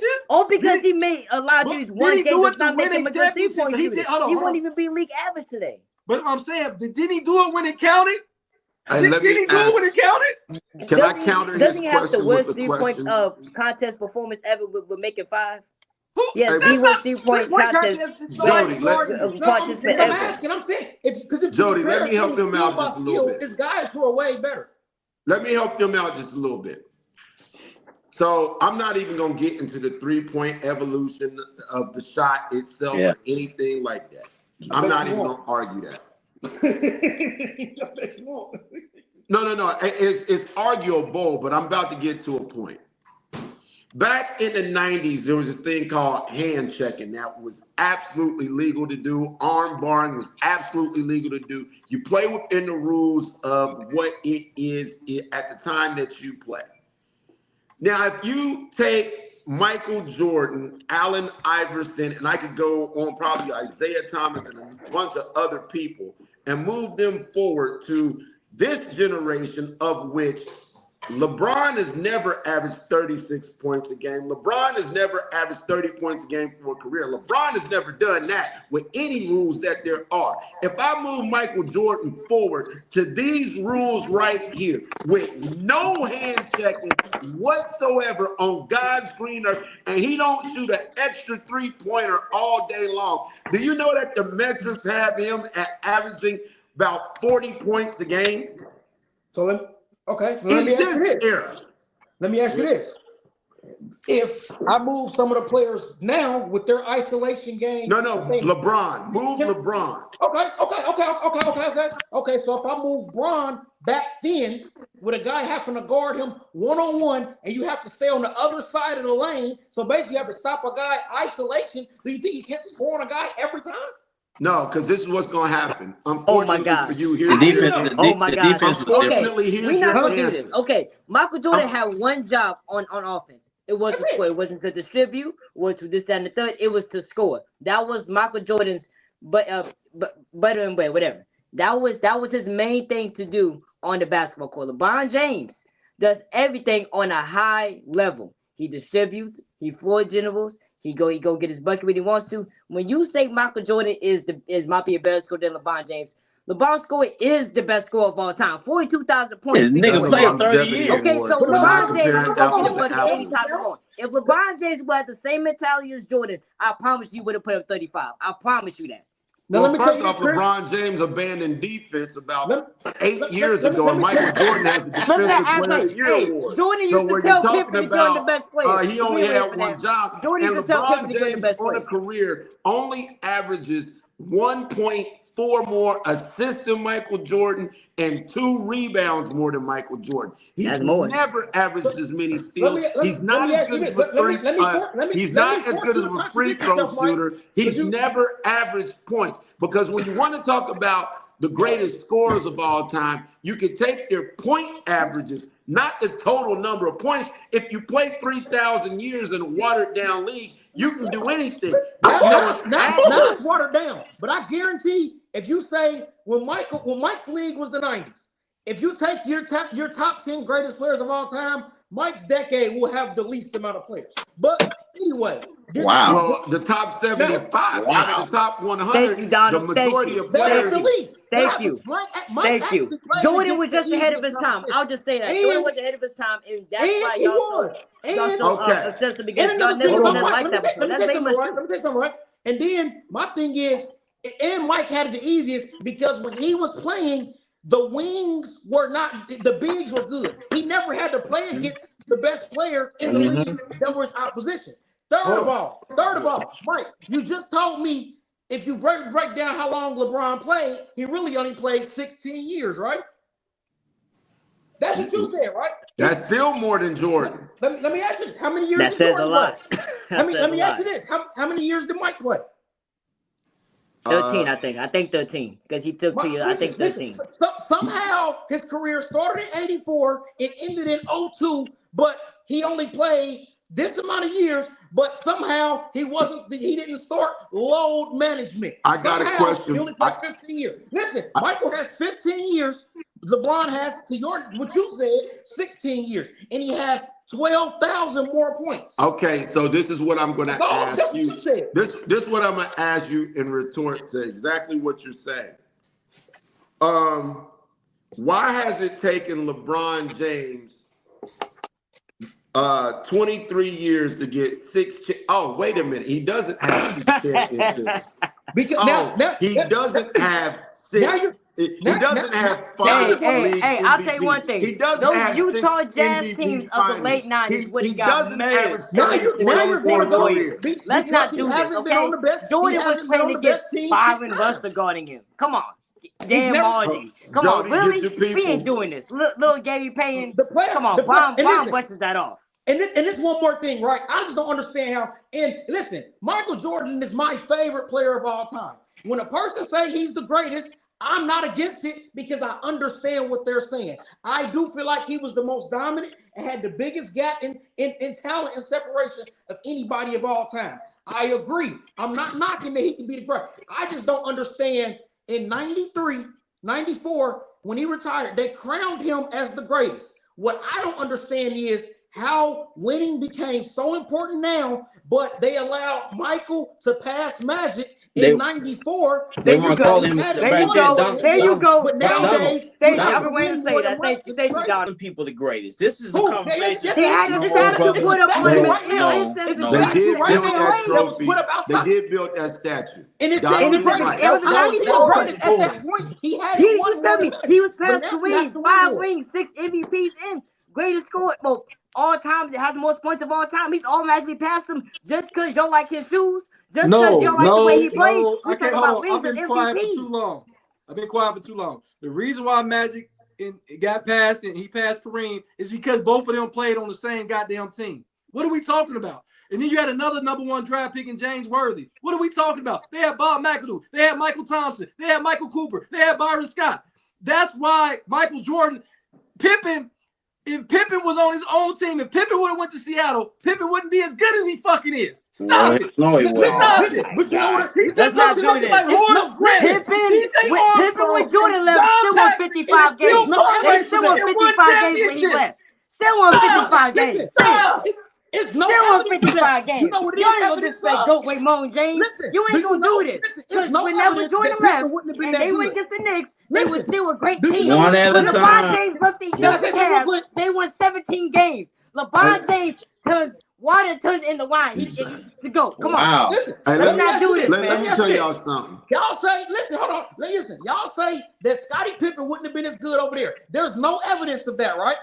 There's Yeah, because he evidence never. of that. There is evidence that Michael Jordan won one playoff game without Scottie Pippen. That's what it's One evidence playoff is. game? One playoff game.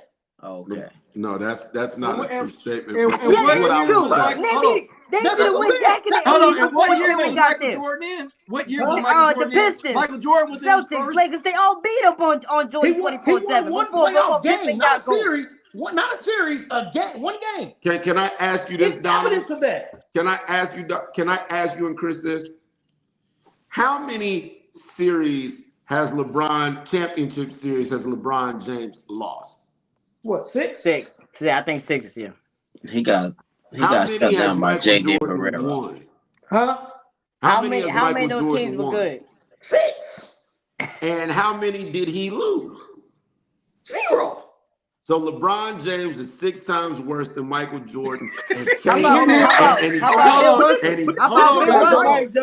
Russell? I got a question with Mike on that. Since rings is your end all be all, those stats, those achievements out the window. If rings is your end all be all, Bill Russell better be in your How in the top hell 5. And is he he better be Hold in on, your top 10. Because He LeBron better didn't win be. more rings. Stop. This is why Bill Russell, once again, ain't the GOAT, because Bill Russell has 7 other Hall of Famers on his team. But Havlicek, you the person. Coolsey, Sam Jones. Is it his fault? Jody, That's not what I'm you saying. wanna Let's know? not act like Y'all know Jordan people- didn't have hold on. Rodman, Y'all know Pippen, and the people best are coach better in the league when they also. got left. Let's not like his Michael team wasn't Jordan stacked also.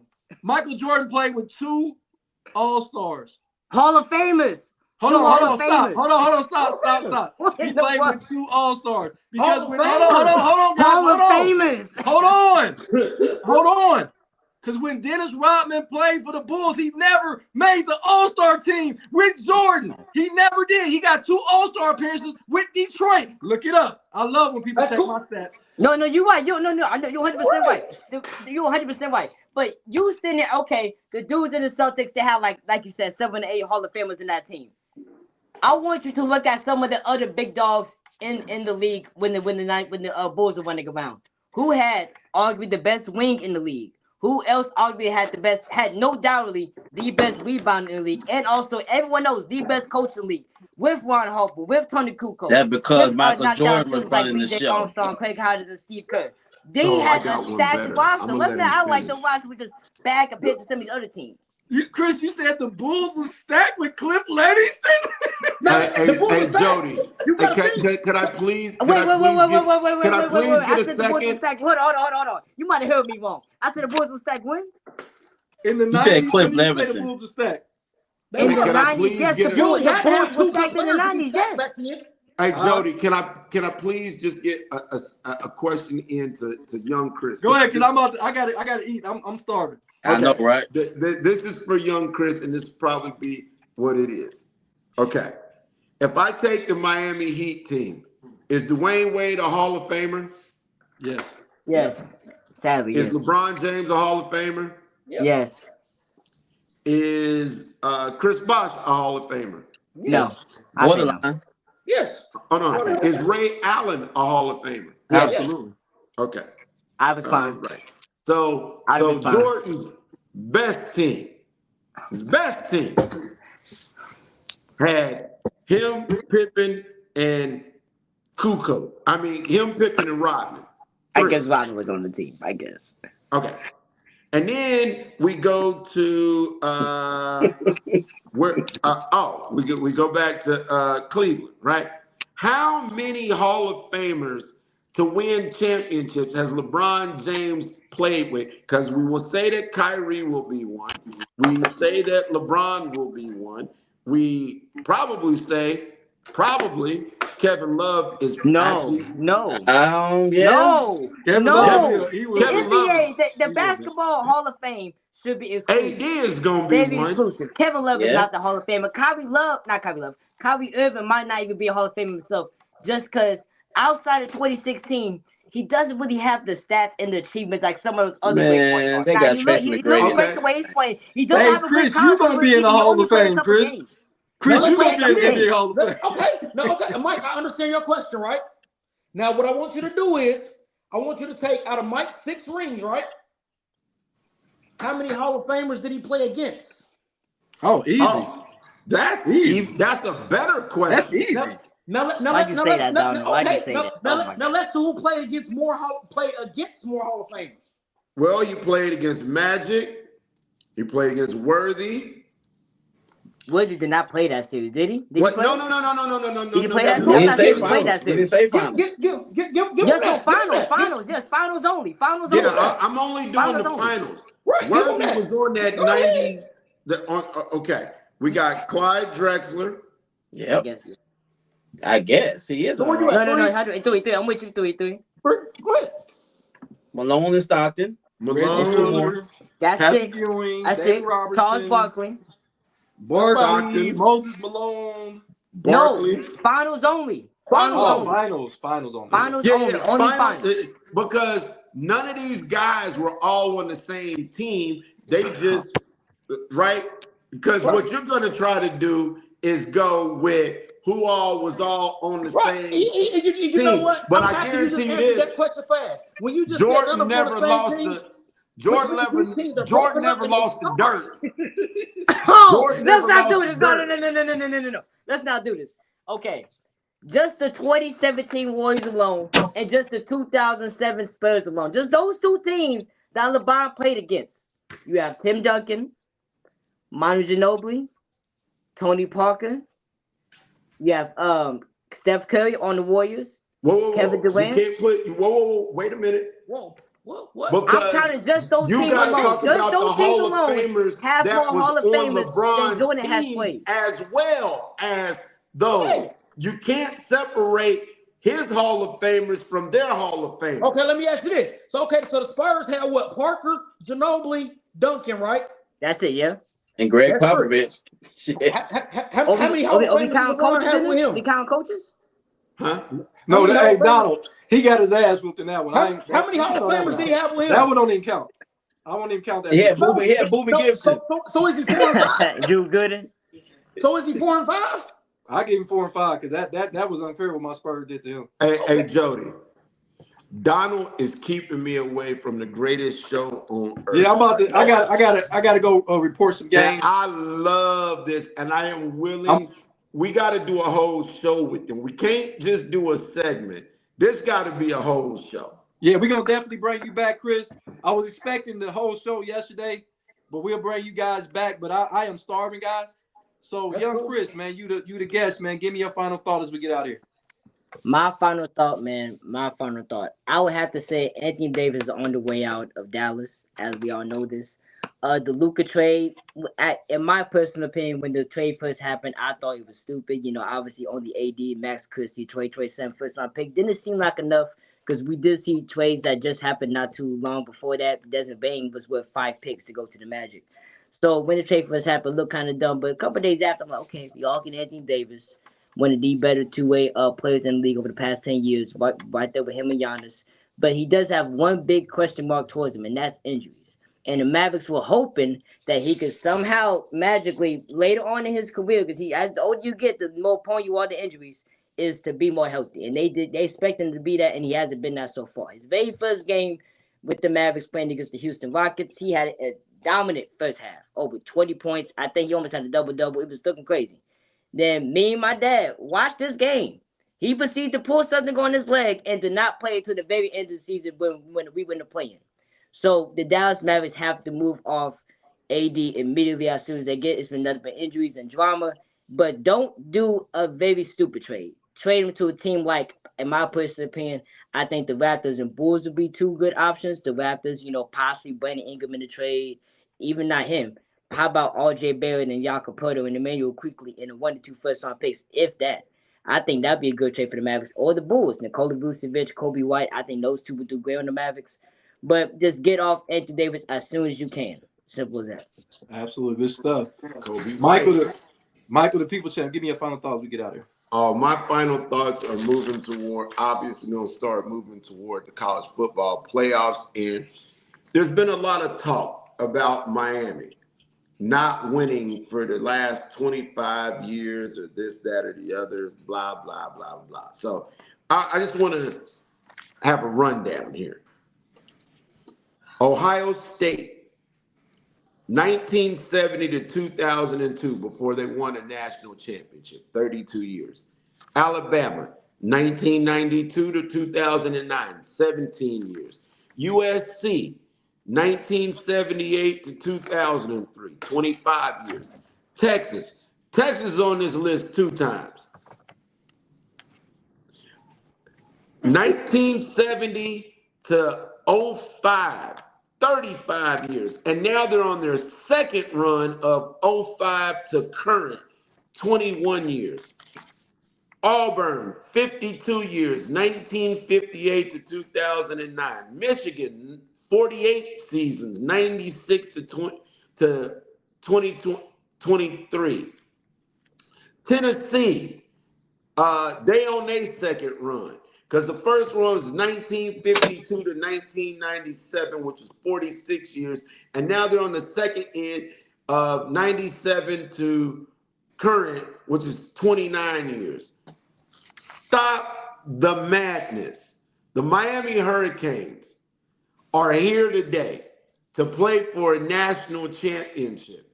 And every power in football has its peaks and valleys. And it's not foreign to those powers to go some time without a national championship.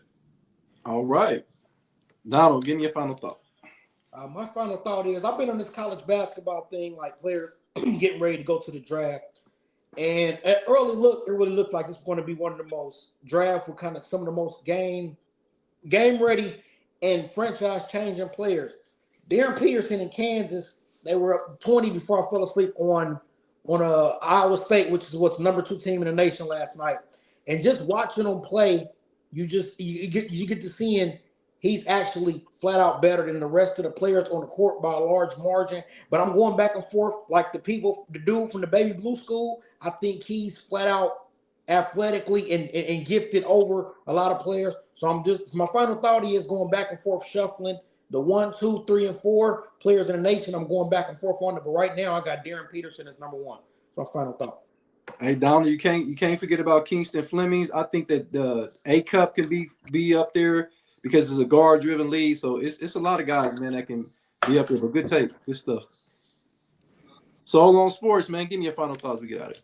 I have a new favorite NFL owner. It's Steve Bisciotti from the Baltimore Ravens. This dude be dropping bars. They asked him yesterday, would John Harbaugh still have his job if that guy would have made the field goal? He goes, yeah, for 1 more week. That's what he said in the press conference. Then they also asked him, will Lamar Jackson have a say-so on who the next head coach? He said, I value my players' opinions, but I make the decisions right here. I love that shit. He's my new favorite owner in the NFL. I didn't even know who he was. Me either, until I saw him on video yesterday. Hey, my final thought is this, man. As we come into wild card weekend last week, now we're going into the divisional rounds in the NFL.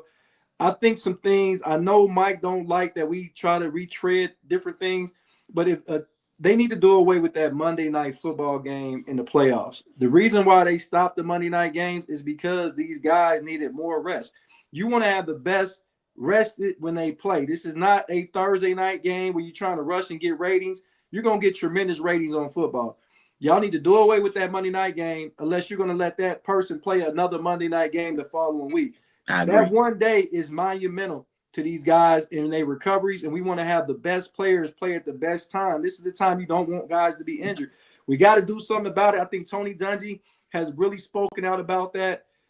These games, you got to be more mindful, especially when a team like Seattle that had a bye, as well as the Denver Broncos had a bye. Those guys should play Saturday. I think both of those teams should have to play Saturday. That would only make it make sense. So I think Denver plays on Sunday. I'm like, how is that fair to the team that they're playing? That's another unfair advantage. But then I guess you got to say, if you want to not play on those days, fucking win the conference. Yes, sir. There you Yes, go. sir. That's my final thought, man. I like that. Hey, great stuff, guys, man. Chris, love you on the show. Can't wait for you to come back anytime, and this is home for you. I'm your host, Jody Coleman of Against the Grain Sports Podcast Uncut. We got young Chris in the building. He's our guest, but he's really not a guest, to be honest with you. We got Donald, the voice of the youth, man. That's my nephew, man. Be dropping bars. We got Michael, the people's Sam Perry. I love that conversation y'all three had up there. Me and Soul just sat back. I was educated on a lot of stuff that y'all said. Mike, you dropped bars. Donald and Chris, y'all was dropping bars up there. I didn't see anybody being wrong about anything y'all said about the NBA. I love it. We're going to have to bring y'all back. And you know my brother right there, Jarrell, Solo on Sports Glenn, all the way from San Antonio, Texas. We got Andrew that dropped by, of course. Andrew mic'd up. He'll be back very soon. Ray more than just a barber. Lindsay. Can't forget about my real brother, Jason, the hefty lefty. It's basketball season, so you won't see him a lot around because my nephew is playing. Peanut is playing. And you know we can't do none of this, y'all, without JK and the chef cooking it up in the kitchen. But since Ray ain't here today, Mike, what we doing till tomorrow, man? We working. See y'all tomorrow. Hey.